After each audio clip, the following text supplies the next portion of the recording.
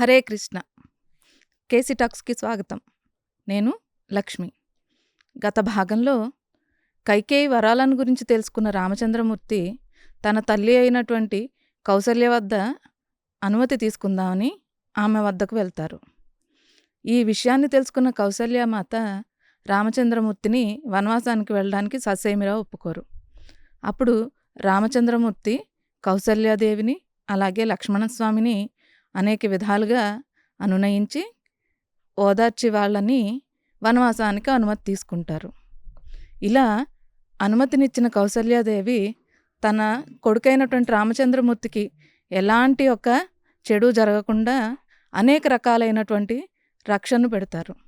సీతామాత కూడా రామచంద్రమూర్తిని వనవాసానికి రావడానికి పరిపరి విధాలు ప్రాధేయపడి రామచంద్రమూర్తిని ఒప్పిస్తారు. రామచంద్రమూర్తి వనవాసానికి సిద్ధమవుతుండగా సుమంత్రుని ద్వారా దశరథ మహారాజు తన వద్దకు రమ్మన్నారన్న కబురును అందుకున్న రామచంద్రమూర్తి సీత లక్ష్మణ సమేతంగా దశరథ మహారాజు వద్దకు బయలుదేరతారు. ఆ తర్వాత ఏం జరిగిందో మనం కృష్ణ చైతన్య గారిని అడిగి తెలుసుకుందాం. హరే కృష్ణ. హరే కృష్ణ. రామచంద్రమూర్తి వనవాసానికి బయలుదేరదాం అనుకున్నప్పుడు దశరథ మహారాజు నుంచి తన వద్దకు రమ్మనవలసింది అని చెప్పి కబురు వస్తుంది. సీత లక్ష్మణ సమేతంగా రామచంద్రమూర్తి దశరథ మహారాజు వద్దకు బయలుదేరతారు. ఆ తర్వాత ఏం జరిగిందో మీరు మాకు వివరించండి. శ్రీరామ రామ రామేతి రమే రామే మనోరమే సహస్రనామ తత్తుల్యం రామనామ వరాననే. జై శ్రీరామ్. 14 సంవత్సరాల దీర్ఘకాల వనవాసం చెయ్యవలసి వస్తుంది కాబట్టి రాముడు సీత ఉంటున్న అంతఃపురమునందు ఉన్న సమస్త వస్తువులను వారు దానం చేసి అక్కడ నుంచి వారు వనవాసానికి బయలుదేరుదాం అని అనుకుంటున్న తరుణంలో ఆ సుమంత్రుడు వచ్చి దశరథుడు మిమ్మల్ని పిలుస్తున్నాడు అని చెప్పటంతో రామచంద్రమూర్తి సీతామాత లక్ష్మణ సమేతంగా ఇప్పుడు కైకేయి యొక్క అంతఃపురం వైపుకు బయలుదేరసాగారు.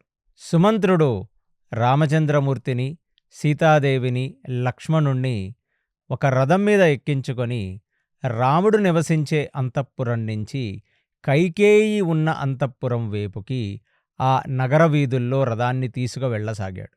ఇక రాముడు సీతామాత ఆ లక్ష్మణ సమేతంగా వాళ్ళు నగర వీధుల్లో సుమంత్రుడు నడుపుతున్న రథం వెనకాల కూర్చొని వాళ్ళు ముందుకు సాగుతుండగా ఊర్లో ఉన్నవాళ్ళు అంటే కౌసల నగరవాసులందరూ వచ్చి ఆ వీధుల్లో నిలబడి రామచంద్రమూర్తి వైపుకి చాలా విషాదంగా చూడటం మొదలుపెట్టారు.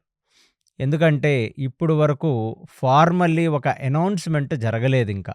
ఇంకా ఆ రాజ్యంలో ఏం జరుగుతుందో ఎవరికీ అర్థం కావట్లేదు. కేవలం రాజ సన్నిహితులు ఆ అంతఃపురవాసులకు మాత్రమే తెలుసు. ఆ నోటా ఈ నోటా పాకి ఈ విషయం ఊరంతా తెలిసొచ్చింది. అందులోనూ రామచంద్రమూర్తి తన అంతఃపురంలో దానధర్మాలు చేస్తుండగా అది గమనించిన కౌసల నగరవాసులు అసలు రాముడు ఈ సమయంలో ఎందుకు దానధర్మాలు చేస్తున్నాడో అర్థం కాని వారై ఒకళ్ళని ఒకళ్ళు అడుగుతూ అసలు రాముడు ఇప్పుడు ఇక అయోధ్యలో ఉండడు, ఆయన వనవాసానికి వెళ్ళిపోతున్నాడు, ఎందుకంటే దశరథుడి ఆజ్ఞ అనే సంగతి తెలుసుకొని ఎంతగానో బాధించారు, ఎంతగానో శోకించారు.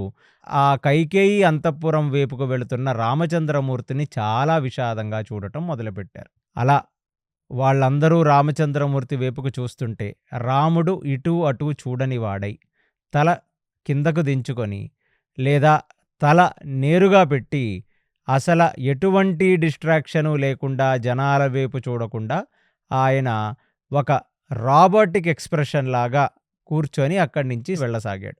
ఎందుకంటే కనీసం జనాల వైపు చూస్తే జనాలు మాట్లాడదలిస్తే రాముడు ఏదో ఒకటి మాట్లాడాలి, ఏదో ఒక సమాధానం చెప్పాలి. అందుకనే ఇటు అటు చూడని వాడై ఆ అరణ్యవాసానికి కంప్లీట్లీ రెడీ అయిపోయిన వ్యక్తి వలె ఆయన కైకేయి యొక్క అంతఃపురం వైపుకు వెళుతున్నాడు. అసలు రాముడు ఇటు అటు చూడట్లేదన్న సంగతి తెలుసుకున్న నగరవాసులకు దుఃఖం మరింత పెరిగింది. ఎందుకంటే అసలు రాముడికి ఏదో ఒకటి చెప్పుకోవచ్చు, రాముణ్ణి ప్రశ్నించవచ్చు, రాముడు మనసుని అర్థం చేసుకోవచ్చు, కానీ రాముడు ఎవరితో మాట్లాడట్లేదు. ఇక వీళ్ళ నోట వాళ్ళ నోట పాకిన కబురు ఊరంతా ఏమిటంటే, నిన్న రాత్రి కైకేయి దశరథుడిని కట్టేసి, అంటే మాటలతో కట్టేసి, అడగరాని కోరిక అడిగి రామచంద్రమూర్తిని వనవాసానికి తీసుకువెళ్ళబోతుంది అనే ఒక సంగతి ఆ నగరవాసులందరూ అర్థం చేసుకున్నారు. ఇప్పుడు రామచంద్రమూర్తి రథం వెళుతుండగా వాళ్ళందరి మాటలు రాముడు చెవుకు వినపడుతున్నాయి. వాళ్ళందరూ ఒకళ్ళతో ఒకళ్ళు ఏమని మాట్లాడుకుంటున్నారట, కైకేయి రామచంద్రమూర్తిని అరణ్యాలకు పంపించదలిచింది, భరతుడికే పట్టాభిషేకం చేయదలిచింది. అందుకు దశరథుడు కూడా ఏ మాట మాట్లాడలేక కైక చేత నిగ్రహింపబడ్డవాడై రామచంద్రమూర్తిని అరణ్యాలకు పొమ్మంటే రాముడు పితృవాక్య పరిపాలనానుసారం తలదించుకొని అరణ్యానికి రెడీ అయ్యాడు. ఇది జనాల నోళ్లల్లో నానుతున్న మాట. జనాలు ఏమని చెప్తున్నారంట, సరే రామచంద్రమూర్తిని రాజ్యం నుంచి బహిష్కరించారు, ఓ రకంగా రాజ్యం నుంచి 14 సంవత్సరాల పాటు బయటికి పంపిస్తున్నారు. మనం ఒక పని చేద్దాం, రాముడు ఏ అరణ్యానికి వెళతాడో ఆయనతో పాటు మనందరం అరణ్యానికి వెళ్ళిపోదాం. మన ఇల్లు వాకిలికి తాళం వేసి ఇక్కడి నుంచి మనం అందరం కూడా మన యొక్క గొడ్డు గోదని తీసుకొని ఇక్కడి నుంచి రామచంద్రమూర్తితో పాటు అరణ్యాలకు వెళ్ళిపోదాం. మొత్తం అయోధ్య ఖాళీ అవుతుంది. రాముడు ఏ అరణ్యంలో నివాసం ఉంటే అక్కడ మనందరం కూడా మన గూడారాలు వేసుకొని రామచంద్రమూర్తి పక్కన మనమందరం నివసించడం మొదలు పెడదాం. దానివల్ల ఏమవుతుంది, అక్కడున్న క్రూర మృగాలకి డౌట్ వస్తుంది, ఎప్పుడు లేనిది ఇంత జనసంచారం ఈ అరణ్యంలో ఎందుకు వచ్చింది. ఆ జంతువులకు ఈ రాజ్యంలో ఉన్న జంతువుల కంటే కూడా కొంచెం జ్ఞానం ఉంది. అందుకు అవేమనుకుంటాయి, మనం ఉంటున్న ప్రదేశానికి మనుషులందరూ వచ్చారు కాబట్టి మనుషులు లేని ప్రదేశాలకు మనం వెళదాం అని అనుకుంటాయి. అనుకొని అవన్నీ వచ్చి అయోధ్యలో, అవన్నీ వచ్చి కోశల నగరంలో నివసిస్తాయి. అప్పుడు నగరం అరణ్యం అవుతుంది, అరణ్యం మళ్ళీ కొత్త నగరం అవుతుంది. కాబట్టి ఎందుకు మనకింత బాధ, రామచంద్రమూర్తిని అనుగమిస్తూ ఇక్కడి నుంచి మనందరం వెళ్ళిపోదాం. జనులారా, మీరందరూ మీ యొక్క మూటామూళీ సర్దుకొని రామచంద్రమూర్తి వెనక వెళ్ళే ప్రయత్నం చెయ్యండి అని వాళ్ళందరూ మాట్లాడుకుంటుంటే ఆ మాటలన్నీ రామచంద్రమూర్తి చెవున పడుతున్నాయి. అయినా రాముడు ఏ మాట మాట్లాడట్లేదు, ఎందుకంటే దశరథుడు పిలిచాడు, వెళ్ళటం ఆయన ధర్మం కాబట్టి. సో అలా నగర వీధుల్లో జనాల యొక్క దుఃఖస్థితిని చూడలేని వాడై, ఆ జనాలంత దీనంగా రామచంద్ర వైపుకు చూస్తుంటే వాళ్ళని చూడలేని పరిస్థితుల్లో రామచంద్రమూర్తి తల కిందకు దించుకొని ఇటు అటు చూడకుండా ఆ కైకేయి యొక్క అంతఃపురానికి చేరాడు. అంతఃపురానికి చేరిన వెంటనే సుమంత్రుడు ఆ రామచంద్రమూర్తిని తీసుకొని వచ్చి కైకేయి ఉంటున్న గది బయట నిలబెట్టాడు. నిలబెట్టి ఎటికేట్స్ ప్రకారం ప్రభువులకు ఒక సందేశం పంపించాడు. మీరు చెప్పినట్లే నేను రామచంద్రమూర్తిని, సీతని తీసుకొని వచ్చాను, లక్ష్మణుడు కూడా వాళ్ళని అనుగమిస్తూ ఇప్పుడు అరణ్యానికి వెళ్ళటానికి సిద్ధమయ్యాడు అనే ఈ సంగతిని రాజుగారికి చెప్పవలసినది అని అక్కడ ఉన్న ఒక ప్రధాన చిలికెత్తెల ద్వారా ఆ వర్తమానాన్ని పంపించాడు. పంపించగానే లోపల ఉన్న ఆ చిలికెత్త వచ్చి దశరథుడికి చెప్పింది, బయట రామచంద్రమూర్తి, సీతాదేవి, లక్ష్మణస్వామి, సుమంత్రుడు నలుగురు వేచి ఉన్నారు అని. అనగానే ఇప్పుడు దశరథుడు అన్నిటికంటే ఎక్కువ ప్రయత్నం చేశాడు. ఏమిటంటే మొత్తం ఆయన మినిస్టర్స్ని అందరినీ, ఈ ఎక్కడెక్కడున్నారో ముందే వాళ్ళందరినీ కూడా ఈ కైకేయి ఉన్న అంతఃపురం బయట వాళ్ళందరినీ కూడా పిలిచాడు. వాళ్ళందరూ కూడా అక్కడ వెయిట్ చేస్తున్నారు. ఇప్పుడు సుమంత్రుణ్ణి మాత్రమే లోపలికి రమ్మను, రాముడిని, లక్ష్మణుడిని, సీతాదేవిని బయటే ఉండమను అని చెప్పి కబురు పంపటంతో సుమంత్రుడు లోపలికి వచ్చాడు. ఇప్పుడు సుమంత్రుడికి చెప్తున్నాడు, నువ్వు వెళ్ళి కౌసల్య, సుమిత్ర ప్లస్ నాకున్న 350 మంది భార్యలందరినీ కూడా తీసుకొని ఈ అంతఃపురానికి రావలసినది అని సుమంత్రుడిని ఆదేశించాడు. సుమంత్రుడు కూడా వెళ్ళి అక్కడ ఉన్న ఆయన 350 మంది స్త్రీలను ప్లస్ కౌసల్యను ప్లస్ సుమిత్రని వీళ్ళందరినీ తీసుకొని వచ్చి కైకేయి యొక్క ప్రధాన అంతఃపురంలో ఉన్న ఒక సభలో కూర్చోబెట్టాడు. అంటే ఇదంతా చూచి కైకేయి ఏమనుకుంటుందంటే, ఇక రాముడు ఎలాగో వెళ్ళిపోతున్నాడు కాబట్టి దశరథుడు కొంచెం డ్రామా చేసి, కొంచెం ఏడ్చి, వాళ్ళకి వీడుకోలు పలకటానికి గాను అయోధ్యలో కౌశల రాజ్యంలో ఉంటున్న ప్రధానమైన వాళ్ళందరినీ ఒక దగ్గరికి చేరుస్తున్నాడు అని కైకేయి అనుకుంది. ఆ రాజుగారి వైపు అలా చూచింది. చూడగానే అసలు రాజు కైకేయి వైపుకి ఒక చూపు కూడా చూడట్లా. అంటే ఆయన దృష్టి కూడా కైకేయి వైపు పడట్లేదనమాట. ఇక ఇలాంటి పాపిష్టురాలిని చూడటం కూడా మహాపాపం అనుకున్నాడేమో. కైకేయి వైపుకి తన యొక్క నేత్రములతో అటు వైపు తిప్పి కూడా ఆయన చూడట్లేదనేటట్టుగా వాల్మీకి రామాయణం చెప్తుంది. సరే కైక, అందరూ వచ్చినట్టున్నారు, సుమంత్రుడు కూడా వచ్చి బయట నించున్నాడు, పద ఈ అంతఃపురంలో ఉన్న సభ దగ్గరికి వెళదాం, అంటే ఒక కాన్ఫరెన్స్ రూమ్లోకి వెళదాం అనగానే కైకేయి కూడా ఎంతో ఆనందపడుతూ ఆ సభ వైపుకు వెళ్ళింది. లోపలికి వెళ్ళగానే ఆమె నిర్ఘాంతపోయి చూచింది ఏంటంటే, ఆ రాజ్యంలో ఉన్న పెద్ద మనుషులు, ఆ రాజ్యంలో ఉన్న 8 ప్రిన్సిపల్ మినిస్టర్స్, అదే కాక సాధు పుంగవులైన వశిష్ఠుడు, జాబాలి, వామదేవుడు ఇత్యాది ఋషులందరూ కూడా అక్కడే కూర్చొని ఉన్నారు. కైకేయికి ఎంతో కొంత హింట్ వచ్చింది. ఏమిటంటే, మొత్తం అందరి ముందు దశరథుడు పెడితే గిడితే ఏమన్నా పంచాయితీ పెడతాడేమో అని తను అనుకుంటుంది. తను కూడా క్షత్రియ స్త్రీ, అందులోనూ రజోగుణంలో ఉన్న స్త్రీ, వచ్చి తనకిచ్చిన ఆసనం మీద కూర్చుంది. ఆ 350 మంది భార్యలను ఆయన ఆ కుడివైపు నుంచి తీసుకొని వచ్చి దశరథుడు కుడి భాగాన నించోబెట్టాడు. కైకేయికి ఎప్పుడైతే 350 మంది దశరథుడుకున్న భార్యలను చూచిందో, కొంచెం కళ్ళు పైకి వెత్తి ఏదో జరగరానిదేమన్నా జరుగుతుందేమో అని ఒక డిఫెన్స్ మోడ్లోకి వెళ్ళిపోయింది. దశరథుడు వచ్చాడు. ఆయన ఒక పెద్ద సింహాసనం మీద కూర్చున్నాడు. కూర్చొని ముందు ఆయన చూచినది అక్కడ ఉన్న పెద్దవాళ్లను, మినిస్టర్స్ను ఎవ్వరిని చూడలేదు.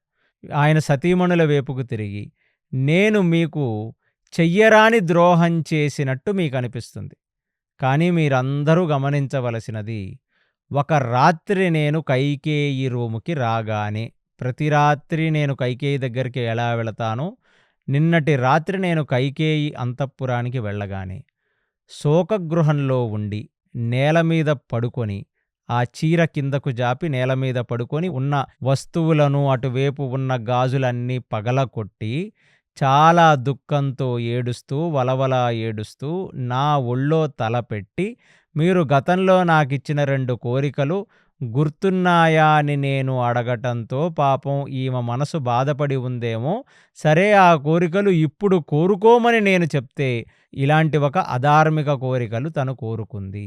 దీంట్లో నా తప్పేమీ లేదు.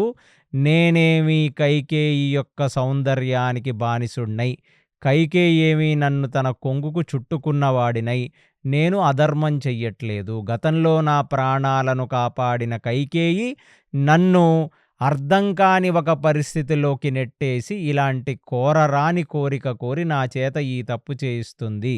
ఈ పాపానికి నాకు సంబంధం లేదని చెప్పి తన 350 మంది భార్యలకు ఆయన ఎక్స్ప్లెనేషన్ ఇచ్చాడు. ఎందుకంటే తనను ప్రజలు అపార్థం చేసుకోవచ్చు, కానీ కట్టుకున్న భార్యలు కూడా అపార్థం చేసుకుంటే ఇక దశరథుడికి జీవితం లేదు. అందుకు మొట్టమొదటిసారిగా తన భార్యలకు ఈ విషయం చెప్పాడు. అసలు దశరథుడికి 350 మంది భార్యలు ఉండటం ఏమిటండి? రామాయణం చెప్తున్నప్పుడు మీరు చెప్పలేదు కేవలం 3, కౌసల్య, సుమిత్ర, కైకేయులనే 3 ఉన్నారని మీరు చెప్పారు. కరెక్ట్. ఎందుకంటే వాల్మీకి కూడా దశరథుడికి 350 మంది భార్యలున్నారన్న సంగతి ఈ అయోధ్యకాండంలో ఇక్కడ మాత్రమే రివీల్ చేస్తున్నాడు. ఎందుకంటే ఆయనది దక్షిణ నాయకత్వం. అంటే ఒక రాజు ఎంతమంది రాజ్యాలను జయిస్తూ పోతే అక్కడ ఆ రాజ్యాలలో ఉన్న రాజులు వాళ్ళ కూతుర్లను దశరథుడికిచ్చి పెళ్లి చేశారు. దశరథుడేమీ చిన్న రాజేమీ కాదు. ఆ రోజు భూమండలంలో ఉన్న మొత్తము లేదా చాలా వరకు భాగము దశరథుడి యొక్క అండర్లో ఉండేది.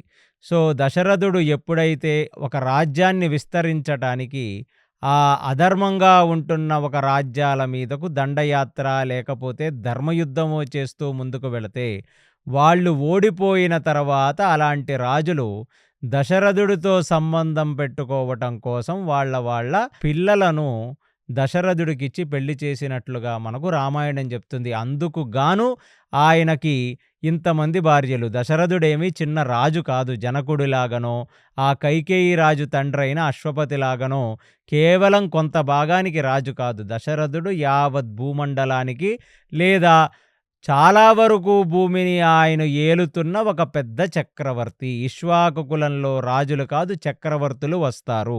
అలాంటి గొప్ప చక్రవర్తి ఈయన దశరథుడు. అందుకనే ఆయనకు ఇంతమంది భార్యలు ఉండవలసి వచ్చింది. వాళ్ళల్లో ప్రధానమైన భార్యలు కౌసల్య, సుమిత్ర, కైకేయి. వీళ్ళు ప్రిన్సిపల్ క్వీన్స్. కృష్ణుడిలాగానే కృష్ణుడికి 8 మంది ఆయనకు ఉన్న ప్రధాన భార్యలు.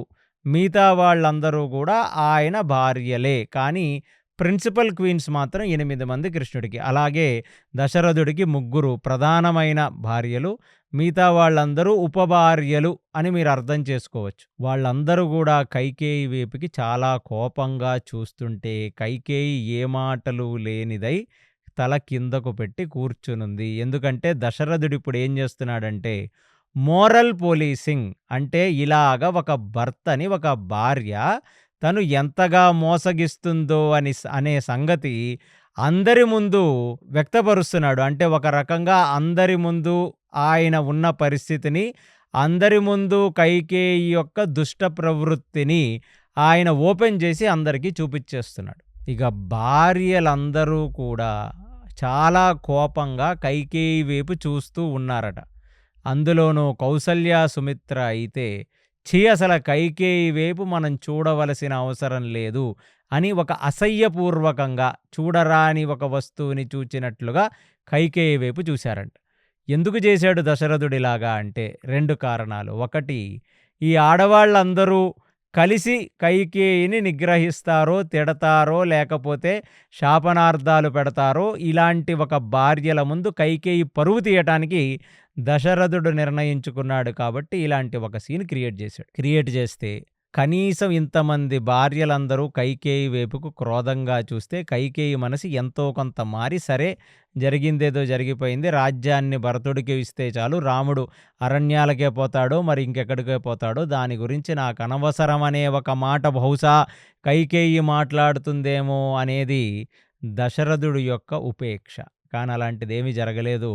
వాళ్ళు కోపంగా చూస్తున్నారు, ఈమె కల కిందకు పెట్టుకొని ఉంది. దశరథుడికి అర్థమైంది, పూర్తిగా సిగ్గు, శరం లాంటివన్నీ వదిలేసి బ్రతుకుతుంది కైకేయి, స్వార్థానికి పరాకాష్ఠగా బ్రతుకుతుంది కైకేయి అనగానే ఇప్పుడు రాముడి వైపుకు తిరిగి, రామ, ఏమిటి నువ్వు అరణ్యానికి వెళ్ళటానికి నిర్ణయించుకున్నావా అంటే తండ్రిగారి వైపు చూస్తూ మొట్టమొదట మాట్లాడుతున్న మాట. ఎందుకంటే పట్టాభిషేక మహోత్సవానికి ఉపవాసం ఉండి ఆ వశిష్ఠుడు చేసిన హోమంలో కూర్చోవలసినది అని మాట్లాడిన ఈ దశరథుడు మళ్ళీ ఒక 24 గంటల తర్వాత ఇప్పుడు రామచంద్రమూర్తితో ఈ మాట మాట్లాడుతున్నాడు. రాముడు దశరథుడి యొక్క మాట వినగానే ఎంతగానో ఆనందపడి, అవును తండ్రి గారు, మీ యొక్క మాటని పితృవాక్య పరిపాలన చెయ్యాలి, మీరిచ్చిన మాటను మీరు తప్పకూడదు. అంటే 2 రకాలుగా తప్పకూడదు. ఒకటి, మీకు ప్రాణభిక్ష పెట్టిన కైకేయికి మీరు 2 వరాలు బాకీ ఉన్నారు, ఆ 2 వరాలు తను కోరుకుంది. 2, మీరు కైకేయి యొక్క తండ్రైన అశ్వపతికి పెళ్ళప్పుడే మాట ఇచ్చారు. ఏమిటంటే ఈమెకు పుట్టిన పిల్లవాడినే నేను రాజసింహాసనం మీద కూర్చోబెడతానని. కాబట్టి మన ఇక్ష్వాకు కులంలో ఆడిన మాట తప్పిన వాళ్ళు లేరు. కాబట్టి మీ మాట తప్పకూడదని అన్నందుకు నేను అరణ్యాలకు వెళుతున్నాను. కాబట్టి మీరు బాధపడద్దు, ఈ వంశాలలో కులతిలకాలు మాత్రమే పుట్టారు, అందుకుగాను మన పూర్వీకుల యొక్క వైభవాన్ని నేను ప్రొటెక్ట్ చెయ్యాలి కాబట్టి వెళుతున్నాను నాన్నగారు. మీ వయసు ఎంత నాన్నగారు? 60,000 సంవత్సరాలు పైన. నేను వెళుతున్నది 14 సంవత్సరాలు మాత్రమే. కాబట్టి 60,000 సంవత్సరాల జీవితం ముందు 14 అనేది ఒక పెద్ద సంఖ్యనా చెప్పండి. మీరు కళ్ళు మూసి కళ్ళు తెరిచే లోపల ఈ 14 సంవత్సరాలు అయిపోతుంది. నాన్నగారు, మీరు ఎక్కడ లేని బాధపడుతున్నారు, మీ శరీరంలో నాకు కనబడుతుంది, మీ ఆరోగ్యం జాగ్రత్త, అంతగా ఆలోచించకండి.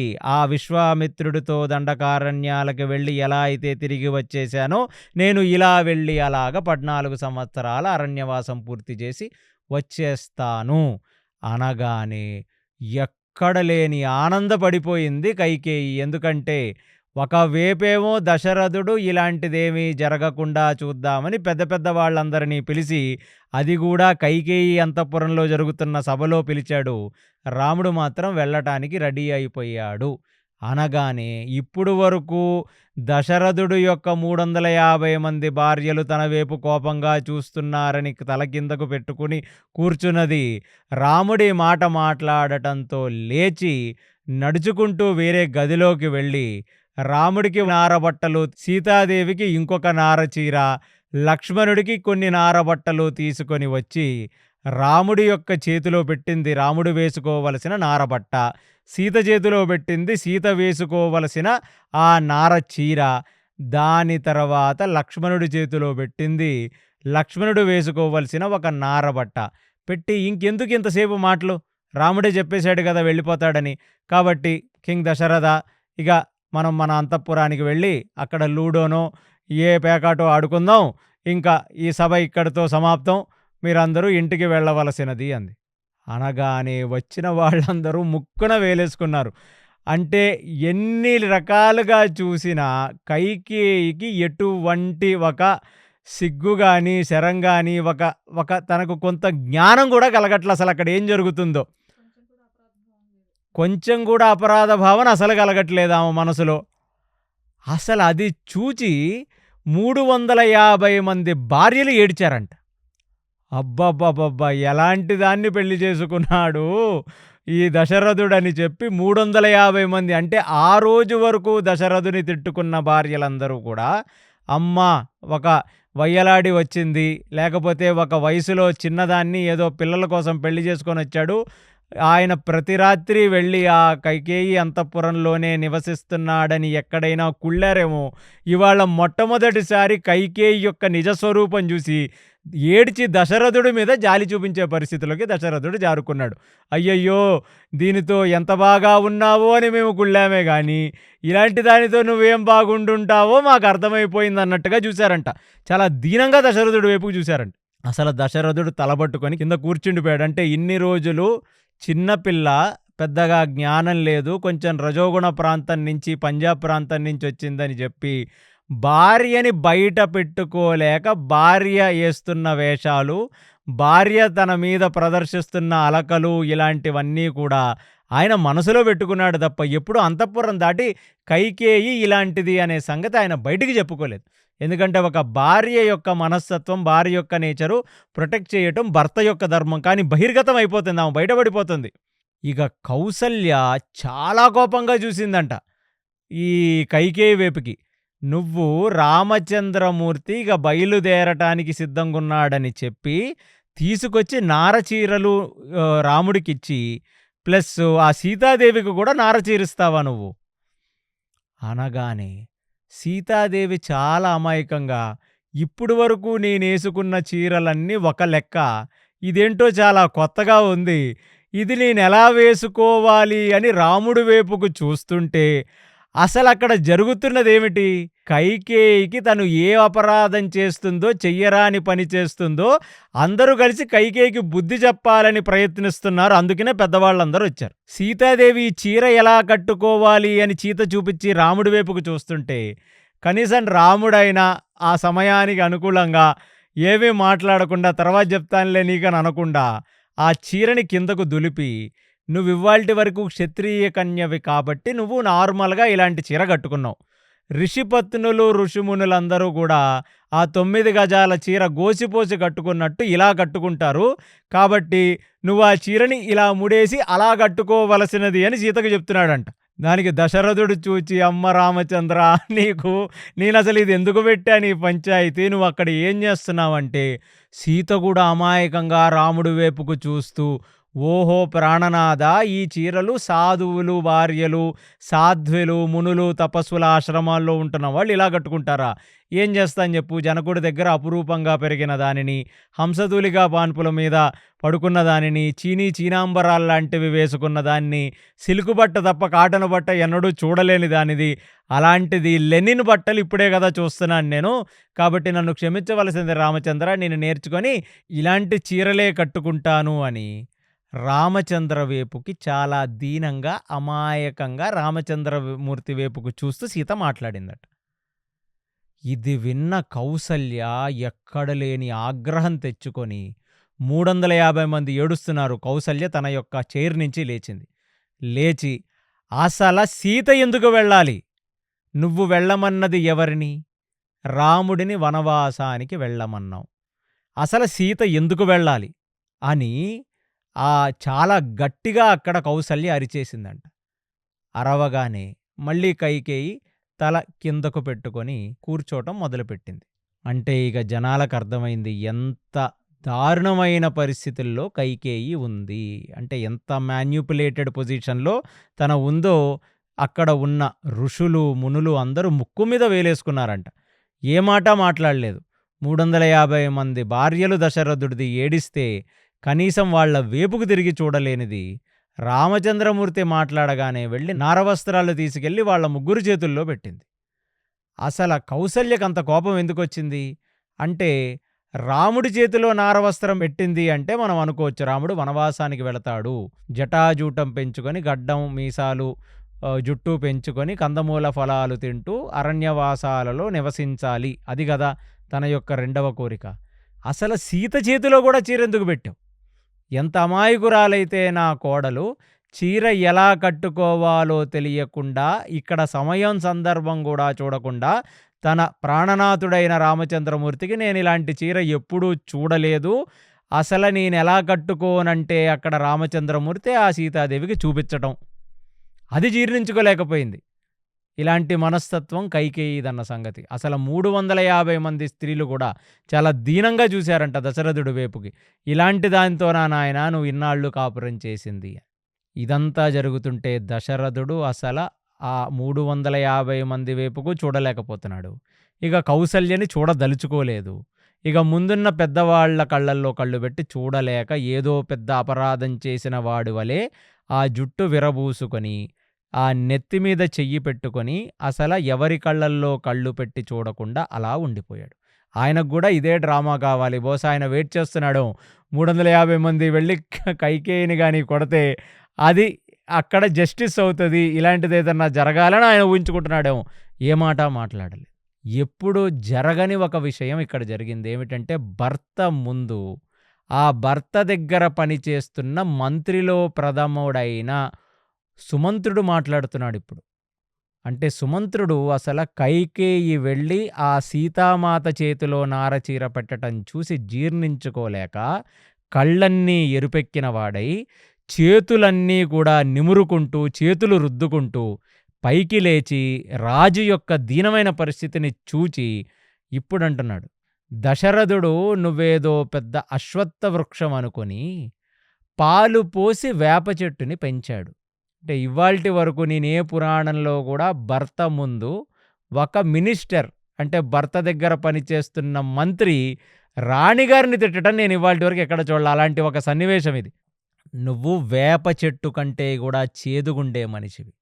నీ భర్త ఎవరినీ చూడలేక జుట్టు విరబూసుకొని 24 గంటల నుంచి ఆయన మనోవేదన చెందుతుంటే ఎంత సిగ్గుమాలిన దానివైతే నువ్వు తెచ్చి చీర సీతాదేవి చేతుల్లో పెడతావు.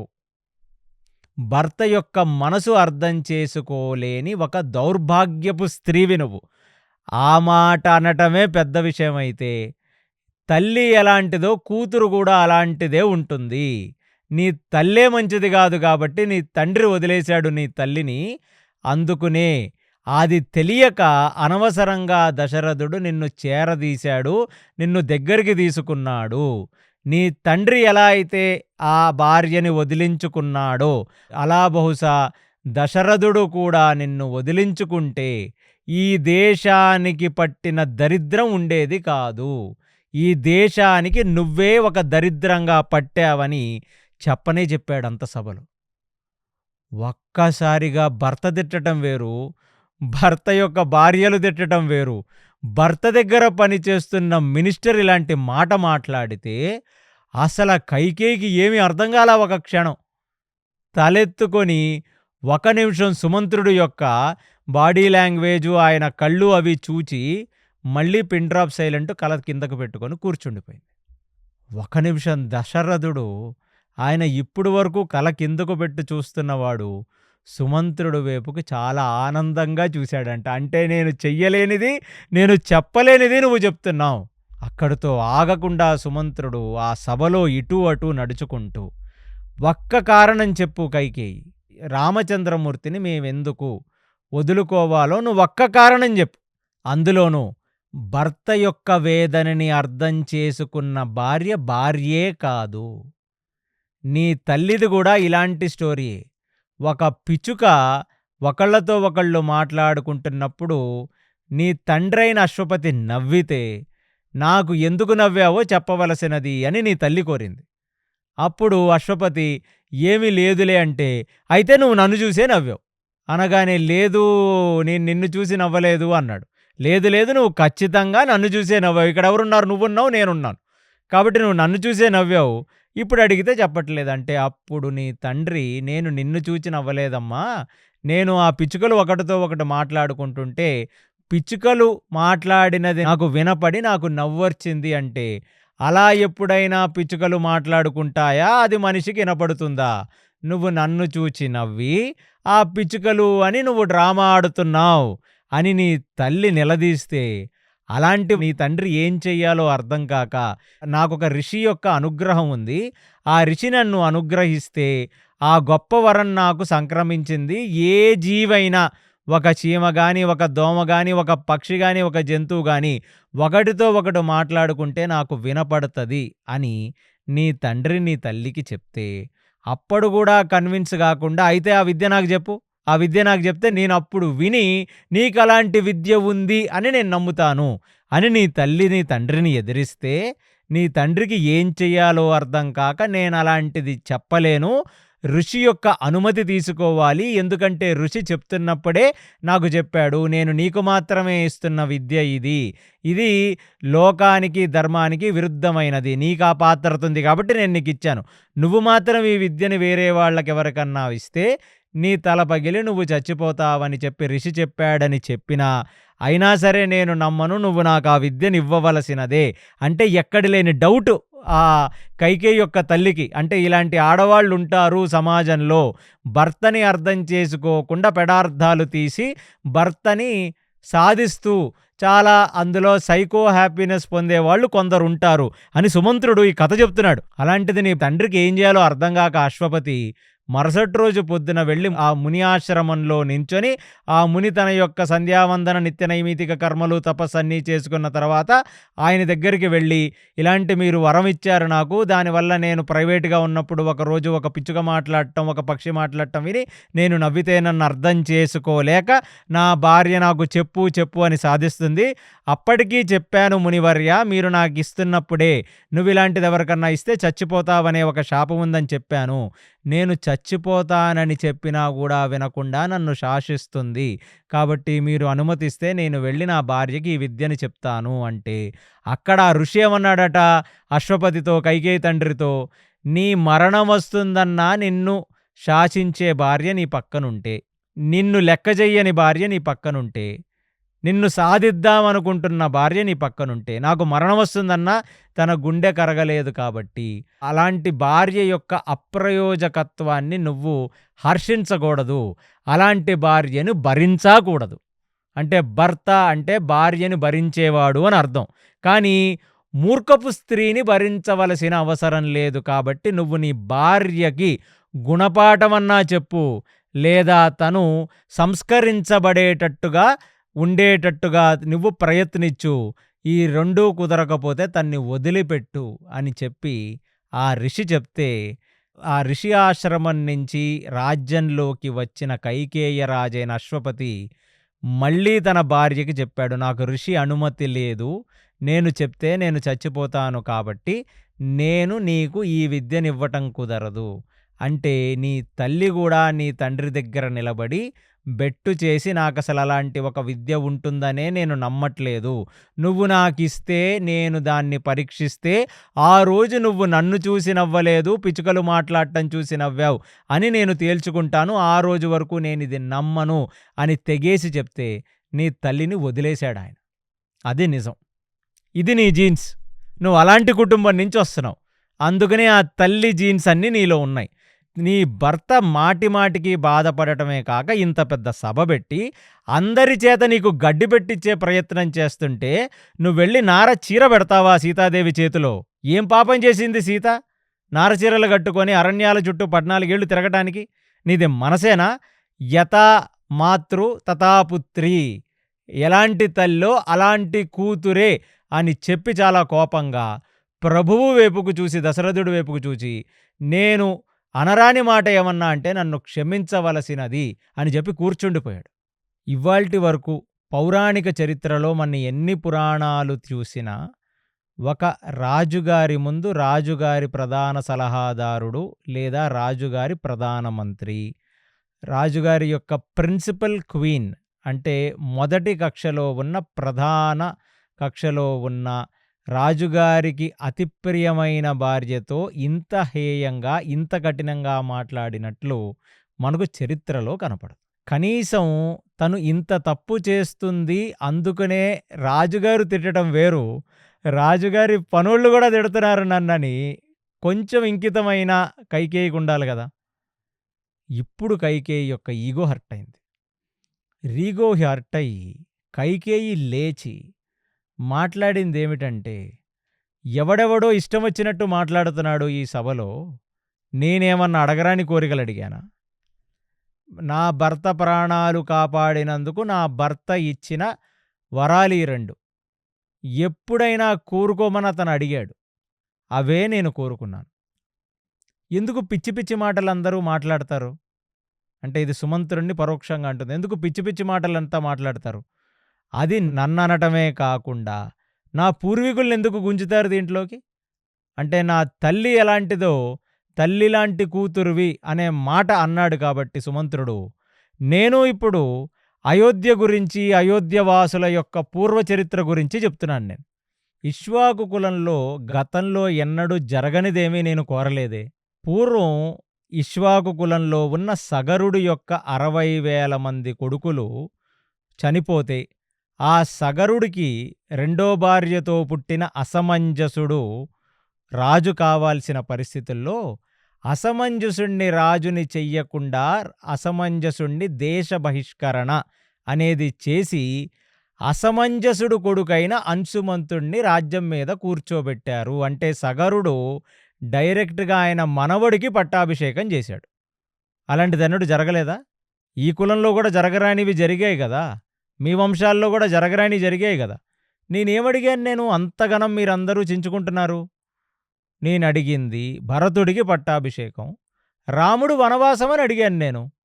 దానికి ఎందుకు మీరందరూ ఇంత డ్రామాలాడటం కాకుండా నా భర్త నన్ను అందరి ముందు బయట పెడితే నా భర్త దగ్గర పనిచేసేవాడు కూడా నన్ను తిట్టే స్థాయికి నన్నెందుకు దిగజార్చారని మాట్లాడింది. ఇక ఈ మాట మాట్లాడిన తర్వాత అసలు లాజిక్కి సంబంధం లేని ఉపమానం తీసుకొచ్చింది, ఎగ్జాంపుల్ తీసుకొని వచ్చింది. ఇక అసలు ఇలాంటి స్త్రీతో మాట్లాడాల్సిన అవసరం లేదు. ఎందుకంటే చెప్పేశాడు అక్కడ సుమంత్రుడు, వేప చెట్టుకి పాలు పోసి పెంచినట్లయింది దశరథుడి యొక్క పరిస్థితి, పాముకు పాలు పోసి పెంచినట్లు ఒక రకంగా. కాబట్టి అసలు కైకేయి వేపుకు కూడా చూడకుండా ఆయన ఏ మాట మాట్లాడకుండా అందరూ కాముగా ఉంటే, అందరిలో వృద్ధుడైన ఒక పెద్ద మనిషి, ఆయన పేరు సిద్ధార్థుడు, అంటే చాలామంది పెద్ద మనుషుల్ని కూడా పిలిచాడు ఆ రోజు దశరథుడు. సిద్ధార్థుడు లేచి తలా తోకా లేకుండా మాట్లాడతావేమిటి? అసమంజసుడిని ఎందుకు దేశ బహిష్కరణ చేయాల్సి వచ్చింది? అసమంజసుడు చిన్న చిన్న పిల్లలని తీసుకెళ్ళి సరయూ నదిలో ముంచేస్తున్నాడు. ముంచేస్తుంటే దేశ జనాభా వచ్చి సగరుడికి మొరబెట్టుకుంది. మీరు ఎలాంటి పుత్రరత్నాన్ని కన్నారు రాజుగారు? వాడు చిన్న చిన్న పిల్లలు ఆడుకుంటుంటే వాళ్ళని తీసుకెళ్ళి ముంచేస్తున్నాడు.